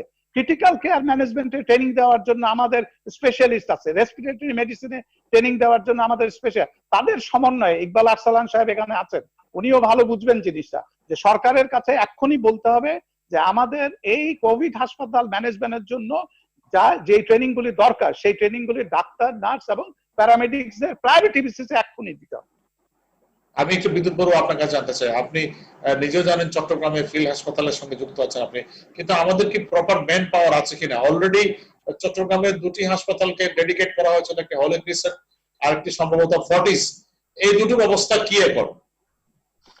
আমি যতদূর জানি সেখানে হলি ক্রিসেন্ট একটা মৃত ক্লিনিক ছিল, সেখানে এই করোনা ক্রান্তিকালীন সময়ে চট্টগ্রামের ক্লিনিক অ্যাসোসিয়েশনরা মিলে এটাকে আইসিইউ বানাবেন, আইসিইউর পরে সেটা সার্ভিস উপযোগী করবেন। দুটোর একই অবস্থা। হ্যাঁ, আমার এখানে আইসিইউ প্রতিষ্ঠার জন্য আমি আগামী 7-8 দিনের মধ্যে সম্পন্ন হবে, কিন্তু আমার সংকট হচ্ছে আইসিইউ চালানোর মতো যে লোকবল। লোকবল, সেটা আমি আজকেও যে অনেকের সাথে আলাপ করেছি যারা রিটায়ার্ড পারসন, যারা অ্যানেস্থেসিওলজিস্ট আইসিইউ থেকে রিটায়ার্ড করেছেন, তাদের সাথে কথা বলেছি, কিন্তু সেটা তো মাননীয় প্রধানমন্ত্রীও বলেছেন যারা রিটায়ারমেন্টে চলে গেছেন তাদেরকে আবার কাজে আনার জন্য এই জরুরি সময়ে কাজে আনা আর কাজ করতে যাওয়া দুই জিনিস। আপনি দেখেন ব্রিটিশ বলেন, ইটালিতে বলেন, আমেরিকাতে বলেন, সরকার যখন আহ্বান করেছে রিটায়ার্ড পারসন আসুন আমাদের দেশকে বাঁচাতে আপনারা চলে আসুন, ওরা কিন্তু 1,500 চেয়েছে, 7,000 ডক্টর অ্যাপ্লাই করেছে। তিনি সরকার আহ্বান করতে পারে, কিন্তু যারা চিকিৎসক রয়েছেন তাদেরও মানসিকতা থাকতে হবে, উপযুক্ত সুরক্ষা অবশ্যই সরকার দিল, কিন্তু তাদেরকে মানুষ উপযুক্ত সুরক্ষা সরকার দিচ্ছে কিনা এটা নিয়ে তো একটা কনফিউশন। একটু আগে ইকবাল আরসালান যেটা বলছিলেন যে আসলে প্রপার সুরক্ষাটা পাচ্ছেন না এবং তাদের মধ্যে এক ধরনের, এবং ডক্টর এফেক্টেড যদি ধরে বাংলাদেশে highest 16% doctor affected compare to Italy এবং যুক্তরাষ্ট্রের চাইতে। এটা তো একটা ডাক্তারদের মধ্যে এক ধরনের একটা সংখ্যা কাজ করবে যদি আমরা আসলে এই সুরক্ষার বিষয়টা নিয়ে প্রায় এই করোনা যে আজকে প্রায় 8 সপ্তাহ পারে সুরক্ষা নিয়ে আলাপ করতে আমরা ব্যস্ত সবাই। কিন্তু আমি বলি যে চিকিৎসকরা, আমি তাকেই বলেছি যে এই ধরনের যে উপসর্গ নিয়ে আসবে তাহলে যে আলাদা লাইন করা হোক, ব্যবস্থাপনা সীমিত করা হোক, সীমিত সামর্থ্যে সীমিত সুরক্ষা দিয়ে, পারফেক্ট সুরক্ষা দিয়ে ব্যবস্থাপনার পদ্ধতি পরিবর্তন করে যাতে নিশ্চিত করা হয়। এই ধরনের ছোট ছোট প্রকোষ্ঠের মাধ্যমে যেন আমরা 60 সদস্যের ফিল্ড হসপিটালে আমরা 10 জন ডাক্তার কাজ করব। আমার 10 জনের সুরক্ষা দেওয়ার ক্যাপাসিটি আমার রয়েছে। আমার টোটাল মিলে 30 জন 40 জন স্টাফ সবার সুরক্ষা দেওয়ার যে সম্পূর্ণ সব ব্যবস্থা করার পরে আমি এখানে নেমেছি। তেমনি সরকারেরও উচিত ছিল ছোট ছোট প্রকোষ্ঠের এই ধরনের ফিল্ড হসপিটাল সেই 1 মাস আগে থেকে 2 মাস আগে থেকে বিভিন্ন জেলা শহরে প্রতিষ্ঠা করে আমাদের যারা করোনা উপসর্গে রোগী আছে তাদেরকে আলাদা করে আইসোলেশন করে এই ব্যবস্থা করা, তাহলে করোনা আমাদের সংক্রমণটা অনেক বেশি কম হতো। সীমিত সামর্থ্যের মধ্যে আমাদের ব্যবস্থাপনা পরিবর্তনের মাধ্যমে আমরা সীমিত সুরক্ষা নিয়ে আমরা কিন্তু অনেক বেশি ভালো করোনা সংক্রমণ থেকে প্রতিরোধ করতে পারতাম। আচ্ছা, ধন্যবাদ বিদ্যুৎ বড়ুয়া। আমি একটু হাফিজুর রহমান কার্জন আপনার কাছে যেতে চাই। কার্জন, আমাদের এখন সামগ্রিকভাবে যে অবস্থায় আছি, একদিকে বলা হচ্ছে যে আমাদের লকডাউন থেকে কোনো সুযোগ পাওয়ার বা সুবিধা পাওয়ার বাস্তবতায় আমরা নাই, ট্রিটমেন্টের অবস্থাটা হ্যাপাজেট। আপনার একটু আগে ইকবাল আরসালান বলছিলেন যে বেসরকারি হাসপাতালগুলো রাজি হলেও শেষ পর্যন্ত তারা আসছে না, তারপরে সরকারি হাসপাতালগুলো তো প্রপারলি ট্রিটমেন্ট সাধারণ মানুষ অ্যাক্সেসটাও প্রপার না। এরকম অবস্থায় আমরা আসলে কোন ধরনের সিনারিওর দিকে যাব, কেমন আশঙ্কা? বিষয়টা হচ্ছে শ্যামলদা, যে আমাদের রাষ্ট্র এটার প্রধান ঘাটতি হচ্ছে যে আমরা কিন্তু ব্যক্তি নির্ভর। একজন ব্যক্তি প্রধানমন্ত্রী শেখ হাসিনার উপরে সবকিছু নির্ভর করে, এবং তিনি যদি কিছু না বোঝেন, তার কানে যদি কান পর্যন্ত না পৌঁছায়, তাহলে পরে আপনি দেখবেন ছোটখাটো অনেক বিষয়ে কিন্তু তাকে সিদ্ধান্ত দিতে হয়। এখানে আমাদের মূল যে প্রয়োজনটা সেটা হচ্ছে আপনার একটা স্ট্রং জুডিশিয়ারি, একটা লোকাল গভর্নমেন্ট, একটা এন্টি কারাপশন প্রতিষ্ঠান, একটা স্বাস্থ্য অধিদপ্তর, একটা স্বাস্থ্য মন্ত্রণালয়, মানে প্রত্যেকটা প্রতিষ্ঠান যদি শক্তিশালী হতো, আজকে আমার স্বাস্থ্য মন্ত্রণালয়, স্বাস্থ্য অধিদপ্তর এগুলো যদি শক্তিশালী হতো, তাহলে পরে কিন্তু আমি এই বিষয়টাকে অনেক দক্ষতার সাথে মোকাবেলা করতে পারতাম। সেইটা নেই বলে কিন্তু আমাদের লেজে গোবরে অবস্থা। আজকে দেখেন যে আমাদের এই আলোচনার মধ্যে বিশেষজ্ঞ যে ডক্টর মোজারুল সাহেব তিনি আছেন, আবার যে ডক্টর বিদ্যুৎ উনি আছেন, ডক্টর আরসালান আছেন, কিন্তু আপনি দেখেন যে আজকে আমাদের যে করোনার বিরুদ্ধে লড়াইটা এদের নেতৃত্বে, এদের তত্ত্বাবধানে হওয়া উচিত, কিন্তু ওনারা কিন্তু নাই। এই যে আমরা যে এত কথা বলছি দেশের ভিতরে রাষ্ট্রীয় পর্যায়ে, সেগুলো তত্ত্বাবধান করছেন সচিবরা, এবং সচিবরা তো এটার বিষয়ে বোঝেন না, তারা প্রশাসনিক বিষয়টা বোঝেন, কিন্তু করোনার বিষয়ে কিভাবে ফাইট করতে হবে ক্রাইসিস ম্যানেজমেন্টে তাদেরকে মনে হয় ত্রাণ বিতরণ এবং অন্যান্য না না না না আপনি দেখেন আজকে আরেকটা ম্যাসাকার হয়ে গেল। আপনি সচিবদের পাঠিয়ে দিলেন 64টা জেলাতে, আপনার যেটা দরকার ছিল, কারণ ইতিমধ্যে আলোচনায় উঠে এসছে যে গত 100 বছরের ভিতরে সারা বিশ্ব কিংবা তারও বেশি সময় এত কঠিন সংকটের ভিতরে পৃথিবী পড়ে, এবং সেটা যুদ্ধের চেয়েও ভয়াবহ। আপনি এখন প্রত্যেকটা জেলায় আপনাকে যেটা করতে হবে, টাস্ক ফোর্স কিংবা জরুরি একটা করোনা প্রতিরোধ কমিটি, যেখানে সাংবাদিক থাকবে, যেখানে শিক্ষক থাকবে, যেখানে আইনজীবী থাকবে, যেখানে ডাক্তার থাকবে, যেখানে শিক্ষক থাকবে, যেখানে আলেম থাকবে, সবার সমন্বয়। আপনি সচিবকে যে দায়িত্ব দিলেন, মানে সেটা তো আরেকটা ম্যাসাকার হলো। আপনার তো এই এই এই এই এই এইটা যে আপনি দেখেন যে আমরা গত অনেকদিন ধরে একটা আমলাতান্ত্রিক পুলিশি রাষ্ট্রে পরিণত হয়েছি, কিন্তু বঙ্গবন্ধু কিন্তু চান নাই। বঙ্গবন্ধু চেয়েছিলেন জনগণের মালিকানায় একটা মানবিক রাষ্ট্র, তিনি কিন্তু আমলাতান্ত্রিক পুলিশি রাষ্ট্র চান নাই। এবং আরেকটা বিষয় আমি একটু তুলতে চাই, ডক্টর মোজাহারুল সাহেব এবং আরো যে কয়জন বললেন, যে আপনি দেখেন যে বণিক বার্তা 18 এপ্রিলের যে একটা লিড নিউজ, সেখানে বলা হচ্ছে যে বিভিন্ন দেশে তাদের যে আপনার রোগ নিয়ন্ত্রণ, রোগতত্ত্ব গবেষণা প্রতিষ্ঠান এবং এই ধরনের বিশেষায়িত যে সমস্ত প্রতিষ্ঠান, তারা তাদের দেশের বাস্তবতা বিশ্লেষণ করে তারা একটা প্রক্ষেপণ তৈরি করে। ওই প্রক্ষেপণের ভিত্তিতে তারা অ্যাকশন প্ল্যান তৈরি করে, যেটা যুক্তরাষ্ট্র করেছে, যুক্তরাজ্য করেছে, ভারত করেছে, তারপরে স্পেন করেছে, জার্মানি করেছে। প্রত্যেকটা দেশের আর্থসামাজিক বাস্তবতা আলাদা। আমাদের এখানে আপনার যে কয়টা প্রতিষ্ঠানের দায়িত্ব, যে আপনার রোগতত্ত্ব, রোগ নিয়ন্ত্রণ গবেষণা ইনস্টিটিউট IDCR, জাতীয় প্রতিষেধক ও সামাজিক চিকিৎসা প্রতিষ্ঠান নিপসম, ওই ইনস্টিটিউট অফ পাবলিক হেলথ, তাদের দায়িত্ব হচ্ছে যে আমরা মানে কোভিড এই যে পরিস্থিতি, করোনা পরিস্থিতি কোন স্টেজে আছি, আমাদের অ্যাকশন প্ল্যান কি হবে, তারা কিন্তু আমরা নির্ধারণ করতে পারছি না। আমি বলছি যে ডক্টর মোজাহার যেমন বললেন, ডক্টর মোজাহার যেমন বললেন, আপনার তো প্রত্যেকটা বিভিন্ন দেশে যে বিশেষায়িত প্রতিষ্ঠান, তারা কিন্তু তাদের যে বাস্তবতা সেটার প্রেক্ষিতে তাদের ওই তথ্য বিশ্লেষণ করে প্রক্ষেপণ তৈরি করেছেন। আমাদের এখানে এখনো কিছু হয়নি। এবং আপনি ডক্টর মোজাহার বললেন যে আপনার নেপাল, ভুটান, আপনি একটু আগে ইকবাল আরসালানের কাছে শুনলেন যে জাতীয় কমিটির মাত্র 2টো বৈঠক হয়েছে। আমরা এই প্রক্রিয়াটি শুরু করেছি, আমাদের এখানে প্রথম রোগী ডিটেক্ট হয়েছে 8ই মার্চ, আজকে হচ্ছে প্রায় এপ্রিলের 22 তারিখ। এখন এই দীর্ঘ সময়ে মাত্র 2টো বৈঠক হয়েছে।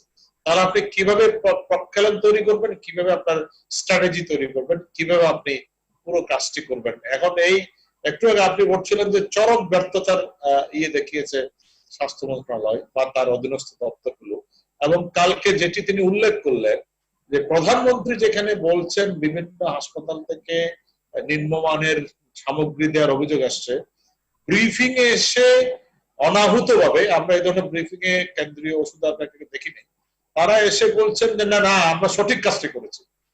মানে মানে বলতে গেলে এক ধরনের প্রধানমন্ত্রীর বক্তব্যকে চ্যালেঞ্জ করা হচ্ছে। তাহলে আপনি এই ধরনের অবস্থায় কিভাবে স্ট্র্যাটেজি ঠিক করবেন, কিভাবে আপনার ভবিষ্যৎ পরিকল্পনা ঠিক করবেন? এটার মধ্য দিয়ে তো উঠে আসছে যে আমাদের অব্যবস্থাপনা, সমন্বয়হীনতা এবং আমাদের লেজে গবরে অবস্থা। হ্যাঁ, আপনি যে বিষয়গুলো আমি উল্লেখ করলাম কিংবা আপনি উল্লেখ করলেন, তার মধ্য দিয়ে প্রতিফলিত হলো যে আমরা অব্যবস্থাপনা, সমন্বয়হীনতা, লেজে গবরের অবস্থার চূড়ান্ত পর্যায়ে আছি। এবং সেইটার যে আপনার আউটকাম, সেটার যে ফলাফল, সেটা মোটেই ভালো হবে না।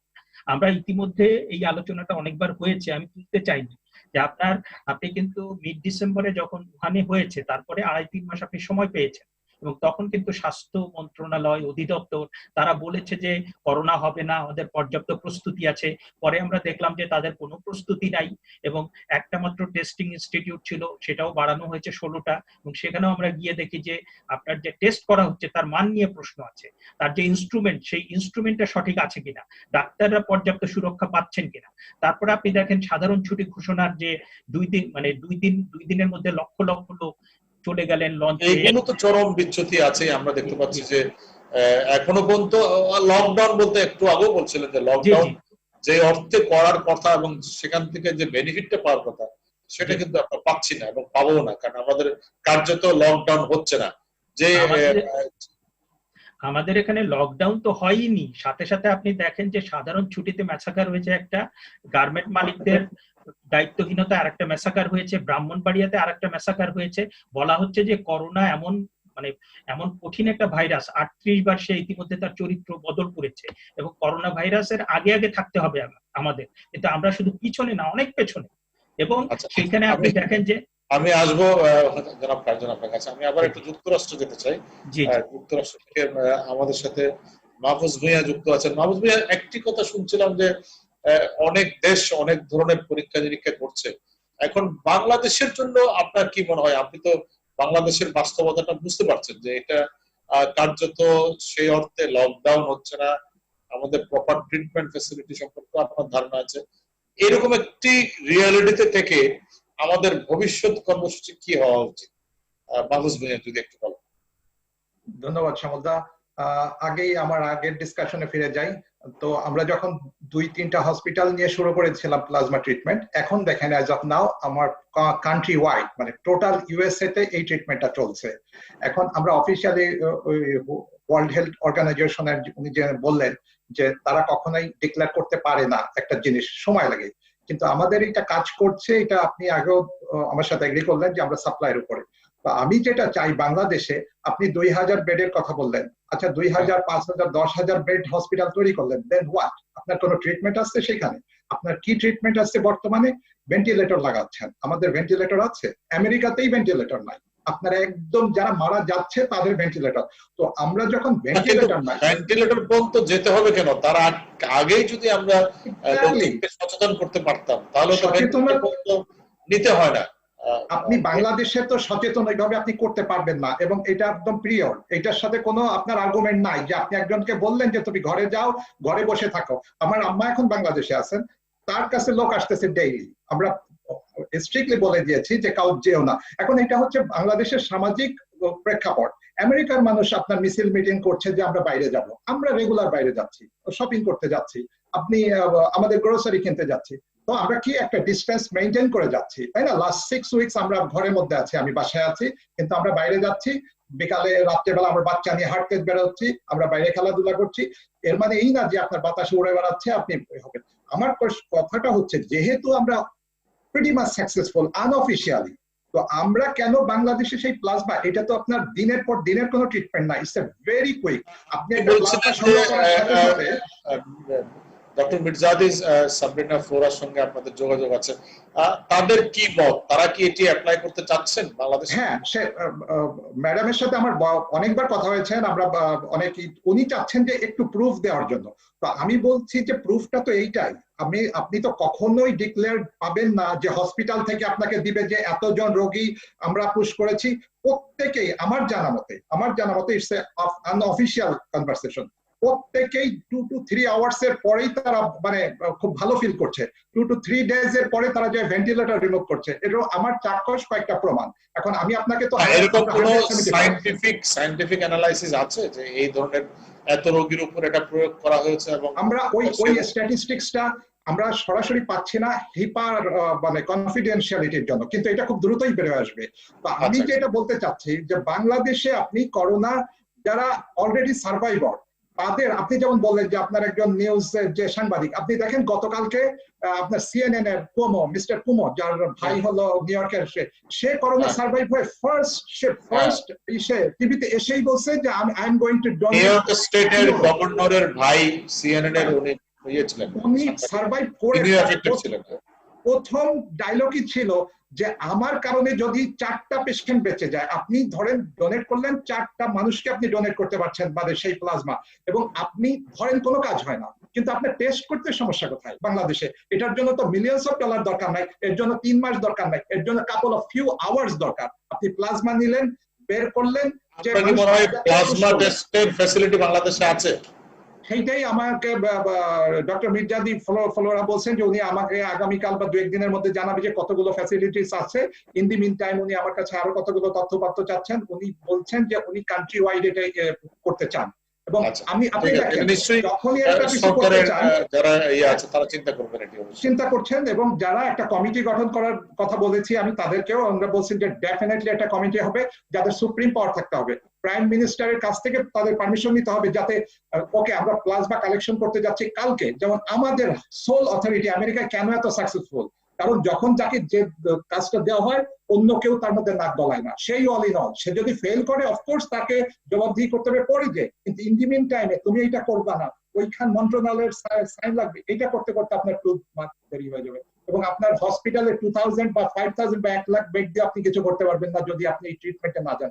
আপনি কুইনাইন ম্যালেরিয়া ট্রিটমেন্ট চলছে এখন, তাই না? কুইনাইন দিয়ে, হাইড্রোক্লোরোকুইন দিয়ে, ভেন্টিলেটর দিয়ে ট্রিটমেন্ট, এটা তো ট্রিটমেন্ট না। আপনি যদি এইটা এত টাকার জিনিস করতে পারেন, আপনি প্লাজমার একটা ট্রিটমেন্ট কয়েকটা ঘন্টার জন্য আপনি প্লাজমা নিয়ে পুশ করে যদি আপনি দেখেন, বাংলাদেশি না কেন না গভর্নমেন্ট ভাবে বলবে ইয়েস ইট ইজ ওয়ার্কিং, তখন সারা দুনিয়া তখন দিবে। আমার ধারণা বাংলাদেশের জাতীয় কমিটি আছে, এখানে জাতীয় কমিটির সদস্য আছেন ইকবাল আরসালান, তারা বিষয়টা নিয়ে আলোচনা করতে পারেন এবং তারপর একটা জাতীয় সিদ্ধান্ত লাগবে, একটা ন্যাশনাল ডিসিশন লাগবে। মানে আজকেই লাগবে, মানে আপনি এই যে রাতে আসছেন, আপনার সকালেই বলবে যে yes we go for like a donation, এবং বাংলাদেশের মানুষ এত উদার, তারা মোর দেন হ্যাপি যে এসে আপনার ব্লাড ডোনেট করবে। করার পরে আপনি ওই প্লাজমা থেকে আপনি 8টা মানুষকে হেলথ করতে পারছেন। আপনি যদি হোল ব্লাড ডোনেট করেন জাস্ট এক ব্যাগ, সেটা দিয়ে আপনি একজনকে করতে পারছেন। This is called liquid plasma. আপনি অ্যাফেরেসিস মেশিনের মাধ্যমে আপনি বের করছেন এবং সেখান থেকে আপনি অলমোস্ট 600 ml থেকে 800 ml আপনি প্লাজমা নিতে পারছেন, এবং সেই পার্সন আবার 28 ডেজ পরে আবারও ডোনেট করতে পারবে। আলহামদুলিল্লাহ, আমরা যদি নেক্সট উইকে আরেকটা সাকসেসফুল হই আরো, তখন আপনারা শুধু ওই করোনার যে সার্ভাইভার ওদের দরকার নাই, আপনারা যারা সুস্থ মানুষ ঘুরে বেড়াচ্ছে তাদের প্লাজমা নিয়েই আপনি ট্রিটমেন্টটা করতে পারছেন। আর জন্য আমরা কেন না কেন বলছি, এবং আমি এখনো যাদের এই যেহেতু পুরো বিষয়টা এখনো পরীক্ষাগার পর্যায়ে আছে, সেই জন্য হয়তো অনেকের এই নিয়ে এখনো আলোচনা। আপনি কেন ম্যালেরিয়ার ওষুধ দিয়ে ট্রিটমেন্ট করছেন সারা দুনিয়ায়, কেন আপনি, সেটাও তো কোনো প্রুফ নাই, তাই না? এবং তার থেকে বেঁচেও আসতেছে এরকম কোনো গ্যারান্টি নাই। মানুষ বেঁচে আসছে আপনার ফ্লু, রাইট, একটা করোনা বলছো, আপনি আছেন, আপনি সেলফ কোয়ারেন্টাইনে আছেন, আপনি ভিটামিন সি খাচ্ছেন, আপনি ফ্লুইড খাচ্ছেন, আপনি সেরে যাচ্ছেন, এইটাই তো কাহিনী। কারো যদি মানে এক্সিস্টিং কোনো ফুসফুসে প্রবলেম না থাকে, ডায়াবেটিস না থাকে, হার্ট অ্যাটাক না থাকে, প্রত্যেকে আপনি দেখেন, আপনি যখন স্ট্যাটিস্টিক্সটা দেখছেন, আপনি কত লোকে সুস্থ হচ্ছে আর কতজন মারা যাচ্ছে, অ্যাটলিস্ট 3 টাইমস অর 4-5 টাইমস মানুষ সুস্থ হয়ে যাচ্ছে। কিভাবে হচ্ছে? নর্মাল, তাদের তো কোনো চিকিৎসা নাই, নর্মাল ভাবেই তারা চিকিৎসা। এখন আমি যদি ওইটাকে প্লাজমা দিয়ে বুস্ট আপ করে তার অ্যান্টিবডি তৈরি করতে পারি, আমার তো লাইফ সাপোর্টে বা ভেন্টিলেটরে যাওয়ার কোনো দরকারই নাই। আমার কথা হচ্ছে, আমি কমিউনিকেট করছি, আমার এক ফ্রেন্ড আছে ডক্টর মুরাদ, তার সাথেও ট্রাই করছি, তো সে মন্ত্রী, প্রতিমন্ত্রী, তো এদের দিয়ে এখন পুশ করতেই হবে। এখানে ওই ব্যুরোক্রেটিক রাজনীতি এগুলো বলে লাভ নাই, আপনি বড় বড় ডায়লগ আপনাদের উদ্যোগগুলোকে এরকম উদ্যোগ থেকে সত্যিকারের একটা ট্রিটমেন্ট বেরিয়ে আসে আমাদের দেশের জন্য অবশ্যই উপকার হবে। আমি আসবো মাহফুজ ভাই আপনার কাছে। আমি একটু যেতে চাই আবার একটু আমাদের সাংবাদিক বন্ধুর কাছে। কি অবস্থা আপনি শুনছিলেন আরেক হাসান শাহরিয়ার, আপনার যদি কোনো মন্তব্য দেন এখন এই পুরো প্রসেস সম্পর্কে, এতক্ষণ আপনি শুনছিলেন বিভিন্ন পর্যায়ের বক্তব্য। না শ্যামলদা, আমি যে কথাটি বলতে চাচ্ছি সেটা হলো যে করোনার তো একটা মাল্টি ডাইমেনশনাল একটা ইমপ্লিকেশন রয়েছে। এটাতে যেমন আমাদের বিশ্ব মহামন্দা হতে পারে, বাংলাদেশে দারিদ্র বাড়তে পারে, তারপর আপনার একটা প্যান্ডেমিক হারে যেহেতু করোনার এখন আক্রান্ত রোগী পাওয়া যাচ্ছে এবং সেটা জ্যামিতিক হারে বাড়ছে, সো আলটিমেটলি আপনাকে যদি এখান থেকে করোনার ইমপ্লিকেশন থেকে উঠে আসতে হয়, তাহলে আপনাকে কিন্তু একটা হলিস্টিক অ্যাপ্রোচে যেতে হবে। সেই অ্যাপ্রোচ গুলো কি কি? নাম্বার ওয়ান হলো যে লকডাউন সিস্টেমের কথা একটু আগে যারা বলেছেন, আমি লকডাউনের বিরোধী নয়, আমি লকডাউনটা চাই একটা ইফেক্টিভ ভাবে, যেটা কেরালায় করেছে, যেটা ইন্ডিয়ান সরকার করেছে, যে একটা হটলাইন চালু করে দিচ্ছে, সে ফোন করছে হটলাইনে, তার কি কি প্রয়োজন কেরালা গভর্নমেন্ট সেটা তার বাড়িতে পৌঁছে দিচ্ছে। না, ভারতে কেরালা হচ্ছে একটি এক্সাম্পলারি স্টেট, তারা অনেক এফেক্টিভলি করেছে, কিন্তু অন্য রাজ্যগুলো কিন্তু সেই অর্থে ভালো না। কিন্তু আমরা তো সবসময় একটা ভালো জায়গা থেকে উদাহরণ নিতে চাই এবং সেটা আমরা এক্সিকিউট করতে চাই।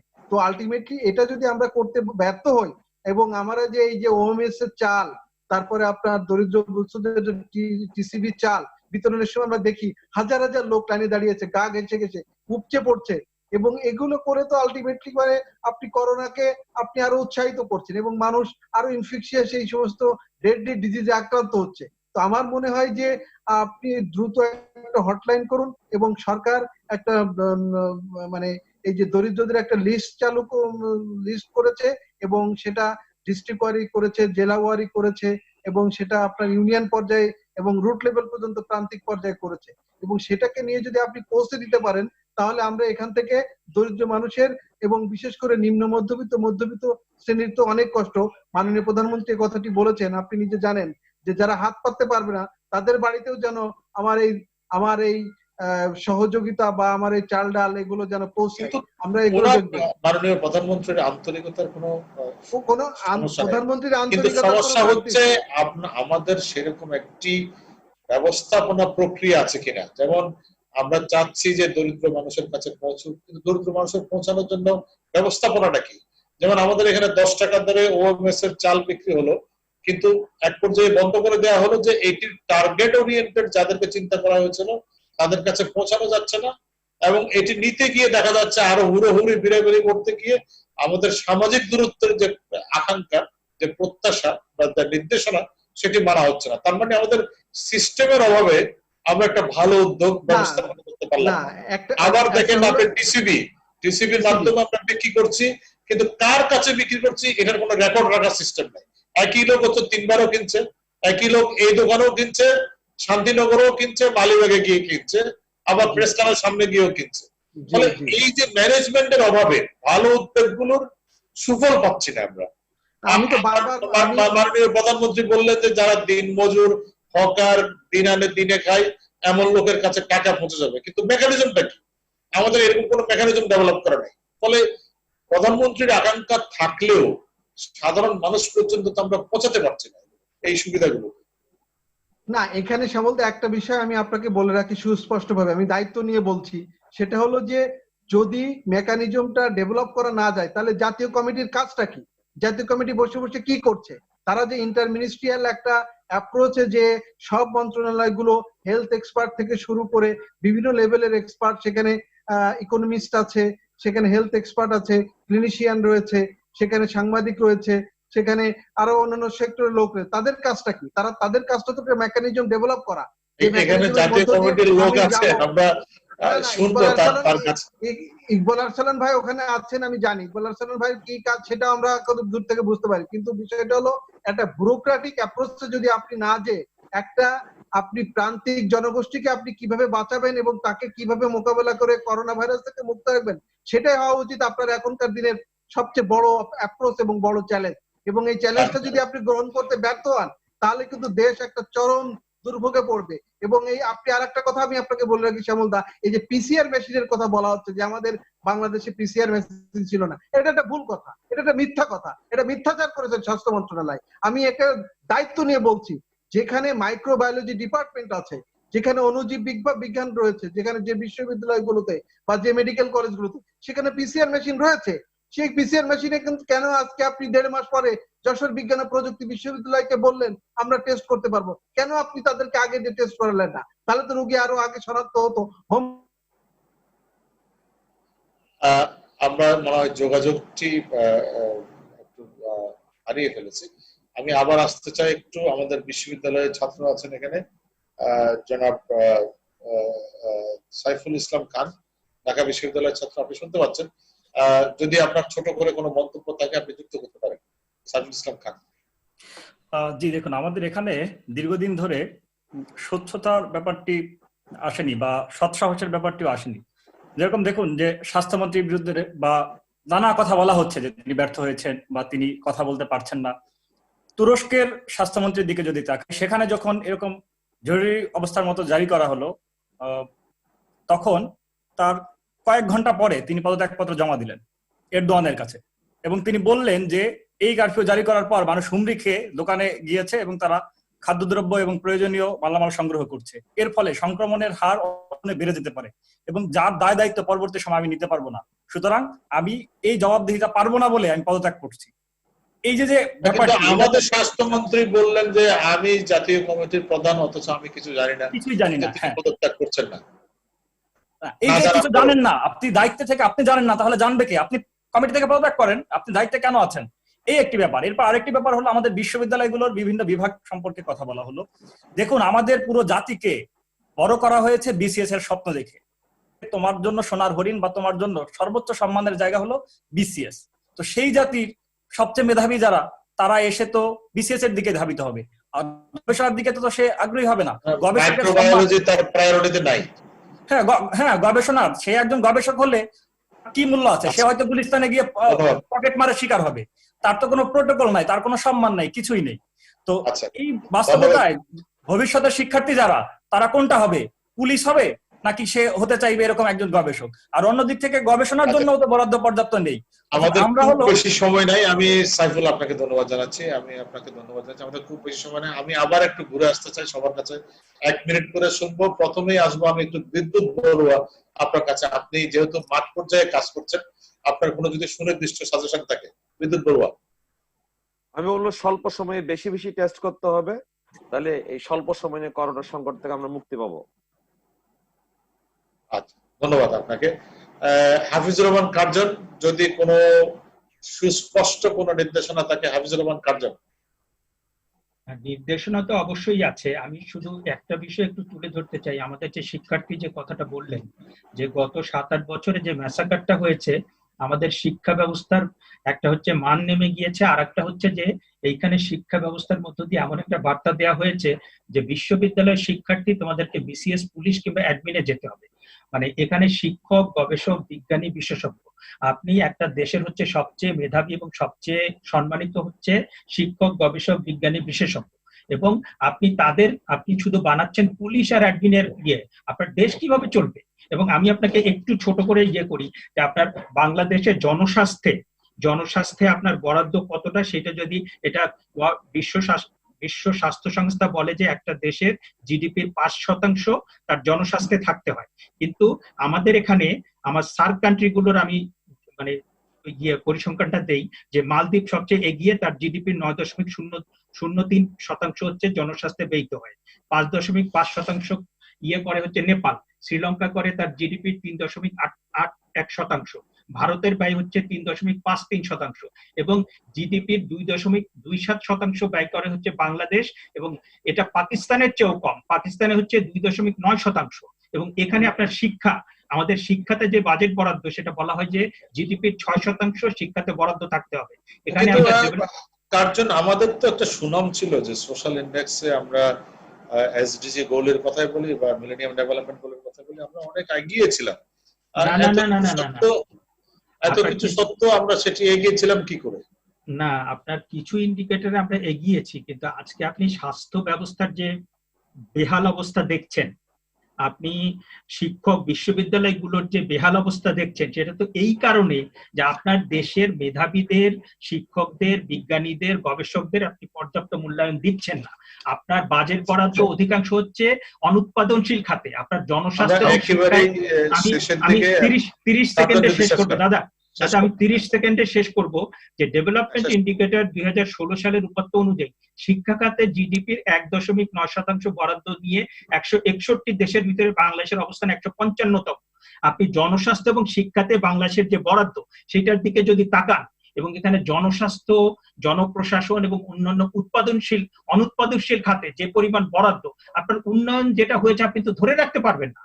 এবং এখানে একটা দেশের ভিতরে শিক্ষক, গবেষক, বিশেষজ্ঞ, আজকে দেখেন যে এই পরিস্থিতি মোকাবেলা করার জন্য সবচেয়ে বেশি দরকার হচ্ছে বিশেষজ্ঞ, ডাক্তার, স্বাস্থ্যকর্মী, তারা কিন্তু তাদের কি বেহাল অবস্থা। তাদের ঝুঁকি ভাতা নেই, তারা একটা জায়গা থেকে আরেকটা জায়গায় যাবে, তাদের গাড়ি নেই, তাদেরকে কোনো প্রণোদনা দেওয়া হয় না, তাদেরকে সুরক্ষা সামগ্রী দেওয়া হয় না। এই হচ্ছে অবস্থা। তাহলে আপনি কিভাবে করোনার সাথে ফাইট করবেন? আচ্ছা, ধন্যবাদ কার্জন, আপনাকে ধন্যবাদ জানাচ্ছি। আমি আসতে চাই ডক্টর মজারুল হক আপনার কাছে। আপনার কি মনে হয় যে এই স্টেজে একটা জিনিস আমরা বারবার বলছি, পরীক্ষা পরীক্ষা এবং পরীক্ষা, কিন্তু সেই পরীক্ষার নমুনা আমরা তো যে দেখতে পাচ্ছি ডেইলি 2000 করে, এই 16-17 কোটি লোকের দেশে আমরা মাত্র 30,000 পরীক্ষা করিয়েছি। সেক্ষেত্রে কি হবে আসলে এটি? আমি একটা কথা প্রথমেই বলেছি, আমরা একটা ভয়ঙ্কর অবস্থার দিকে এগুচ্ছি। এখনো আমাদের সময় আছে যে আমাদের কিন্তু, আপনি যদি দেখেন, এখনো 12টা জেলা আমাদের কিন্তু সংক্রমণ মুক্ত, এবং সেই জেলাগুলিতে ছুটি, লকডাউন এগুলির কোনো প্রয়োজনই ছিল না। তাহলে আমি বলবো যে আমরা প্রথম থেকে আমরা যে ছুটি, লকডাউন সারা দেশব্যাপী যেটা করেছি, সেটা একটা ভুল সিদ্ধান্ত ছিল। আমাদের যে ছড়ানোটা, সেটা আপনি দেখেন এখনো 12টা ডিস্ট্রিক্টে কিন্তু ছড়াইনি। 52টা ডিস্ট্রিক্টে আপনি অর্থনৈতিক কর্মকাণ্ড কিন্তু বন্ধ হয়ে গেছে সারা দেশব্যাপী। আমার একটা প্রশ্ন, যে আমাদের কিন্তু একটা সংক্রমণ রোগ প্রতিরোধ, নিয়ন্ত্রণ এবং প্রতিকার, এটার একটা আইন আছে 2018 সালে। আমাদের 500 জনের যে একটা কমিটি হয়েছে, যেখানে স্বাস্থ্যমন্ত্রী যেটা চেয়ারম্যান, এই ধরনের কমিটি আপনি কোন দেশে প্রতিষ্ঠিত হয়েছে করোনার পরে আপনি কিন্তু বলতে পারবেন না। সুতরাং আমাদের আইনটাকে যদি আমরা বাস্তবায়িত করতাম, সেই আইনটা বাস্তবায়িত করলেও আমরা বেটার রেজাল্ট আনতে পারতাম। আমি এখনো মনে করি যে আইনটা বাস্তবায়িত খুব বেশি সময় নেই, আমি আরেকটু আসতে চাই। মাহফুজ ভাই যদি 30 সেকেন্ডে কিছু যোগ করতে চান শেষ করবো। ইকবাল আরসালান আপনাকে দিয়ে। মাহফুজ ভাই। Lockdown is not the solution. যেটুকুন লকডাউন হয়ে গেছে আলহামদুলিল্লাহ, এখন আমাদের গ্রাজুয়ালি বের হতে হবে একটু প্ল্যান করে, বাট আমাদের ট্রিটমেন্টটা রেডি রাখতে হবে। যে ট্রিটমেন্টটা আমি বারে বারে বলছি, plasma treatment is the only treatment now, এবং যদি পরবর্তীতে কিছু বের হয় সেটা বের হবে। কিন্তু সেইভাবে যদি আমি মনোবল নিয়ে রাখতে পারি যে আমি যদি সুপ্রিম মানে খুব ক্রিটিক্যাল কন্ডিশনেও চলে যাই, তাও আমি যে একটা প্লাজমা ট্রিটমেন্ট দিয়ে আমি সেখান থেকে বের হয়ে আসতে পারবো, এই মনোবলটাই হচ্ছে আমাদের বের হয়ে আসার একটা মূল চাবিকাঠি। আপনি কতদিন লকডাউন করবেন? 1 বছর? আপনি যেহেতু ডক্টর মির্জাদি সার্ভিনা ফ্লোরার সঙ্গে যুক্ত আছেন, নিশ্চয়ই তারা বিষয়গুলো ভাববেন। তারা ভালোভাবে দেখছে। মেইন অর্গানাইজেশন যারা ফ্রন্টলাইন অর্গানাইজেশন যারা এই নিয়ে কাজ করছেন, আমি হয়তো আরেকটু ভালো খবর দিতে পারবো আগামী 1 and 2 উইকস, যেটা থেকে যে প্রত্যেকের বাড়ি যাদের অ্যান্টিবডি আছে তাদের প্লাজমাতেও কাজ হয়। যদি সেটা কাজ হয়, it will be the only solution for the time being ইনশাআল্লাহ। থ্যাংক ইউ মাহফুজ ভাইয়া, ধন্যবাদ আপনাকে। আমি শেষ করবো ইকবাল আরসালান আপনাকে দিয়ে, আপনার শেষ বক্তব্য। এত আপনার যে মতামত আসছে, এটা নিয়ে আসলে ঠিকমতো আলোচনা বা ব্যাখ্যার সুযোগ আমার হাতে নেই এখন। আমি প্রথমেই যেটা বলি যে আপনার প্লাজমা থেরাপির বিষয়ে 3 দিন আগেই একটা কমিটি করা হয়েছে, যারা ব্লাড ব্যাংকের বা আমরা বলি রক্ত আপনার সঞ্চালন বিষয়ের মানে বিশেষজ্ঞ, তাদের সমন্বয়ে একটি কমিটি করা হয়েছে। তারা এটা পরীক্ষা নিরীক্ষা করে তারা তাদের দিবেন।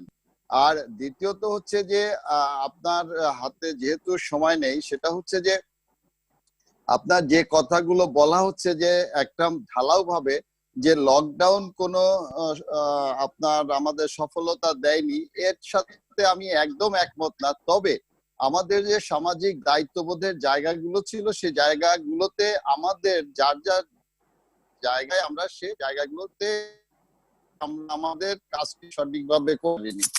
তৃতীয়ত হচ্ছে যে এই যে আলোচনা হলো যে আমাদের চিকিৎসকদের যে ট্রেনিং এ, সে বিষয়টা আমি বলতে চাই যে আমরা যারা এখানে ম্যানেজার ছিলাম বা আছি, তারা আসলে প্রথম থেকেই যে এই করোনা ভাইরাসের সংক্রমণ বাংলাদেশে আসার আগেই কিন্তু আমাদের একটা প্রিপারেশন থাকা উচিত ছিল, মেন্টাল এবং ফিজিক্যাল প্রিপারেশন।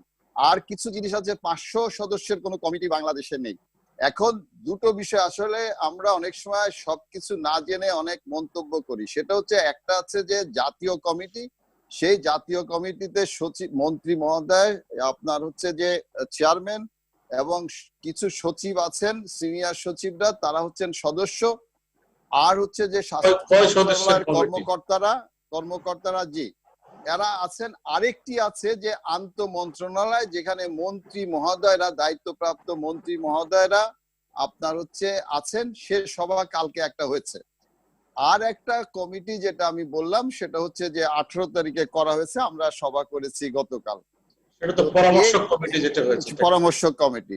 এই পরামর্শক কমিটি কিন্তু আমি ডে 1-এই বলেছিলাম। আপনি একটু আগে বললেন যে আমি সেদিন বলেছিলাম কয়েকটি কথা। আপনি যে বললেন যে এই পরামর্শ দিচ্ছে কিনা, আমি প্রথম দিনই বলেছিলাম যে আপনারা যে হাসপাতালে কোভিড ইউনিট করতে চাচ্ছেন, এটা আপনার ভয়াবহ রূপ নিবে। আপনারা ডেডিকেটেড হাসপাতাল করেন, এটা করেন না। দ্বিতীয় বলেছিলাম যে বাংলাদেশে আন্তর্জাতিক মানসম্পন্ন খ্যাতি সম্পন্ন আমাদের পাবলিক হেলথ বিশেষজ্ঞরা আছেন, এপিওডেমিওলজিস্টরা আছেন, তাদেরকে নিয়ে আপনার প্রজেকশন করেন। কারণ আমরা প্রজেকশন ছাড়া, যে ম্যাপিং ছাড়া যে আমাদের পদক্ষেপগুলা, যেমন আমাদের অনেকেই কথা বললেন যে এই বিষয়গুলো আমরা ঠিক মতো হ্যান্ডেল করতে পারবো না। তবে আপনি যেটা বলেছেন যে লাস্ট কথা, সেটা অনেক অনেক যে ত্রুটি হয়ে গেছে, অনেক সমন্বয়হীনতা হয়েছে, এখনো আমি অনুরোধ করব মাননীয় প্রধানমন্ত্রী যেভাবে সিরিয়াসলি নিয়েছেন, আপনি বন্ধ করবেন আমি জানি, আমি শুধু বলবো যে সমন্বয়হীনতা এখনো আমরা লক্ষ্য করছি। ধরেন আমি যদি বলি, আমি গতকালও লক্ষ্য করেছি, আজকেও লক্ষ্য করেছি, সেই সমন্বয়হীনতা যত দ্রুত সম্ভব যে আমরা এটাকে যদি সমন্বিত করতে পারি, তাহলেই মনে হয় যে আমরা আপনার এই জায়গাটা আমরা ঠেকাতে পারবো, যুদ্ধটা করতে পারবো। না হলে ধন্যবাদ ইকবাল আরসালান, এবং ধন্যবাদ অন্য সবাইকে যারা এতক্ষণ আমাদের সাথে যুক্ত হলেন। দর্শক, সবচেয়ে বড় ধন্যবাদ আপনাদের যারা আমাদের এই অনুষ্ঠানটি দেখলেন। আগামী সপ্তাহে আবারও দেখা হবে অন্য কোনো বিষয় নিয়ে, অন্য কোনো অতিথির সঙ্গে। সে পর্যন্ত সবার জন্য শুভকামনা, ভালো থাকুন সবাই, সুস্থ থাকুন।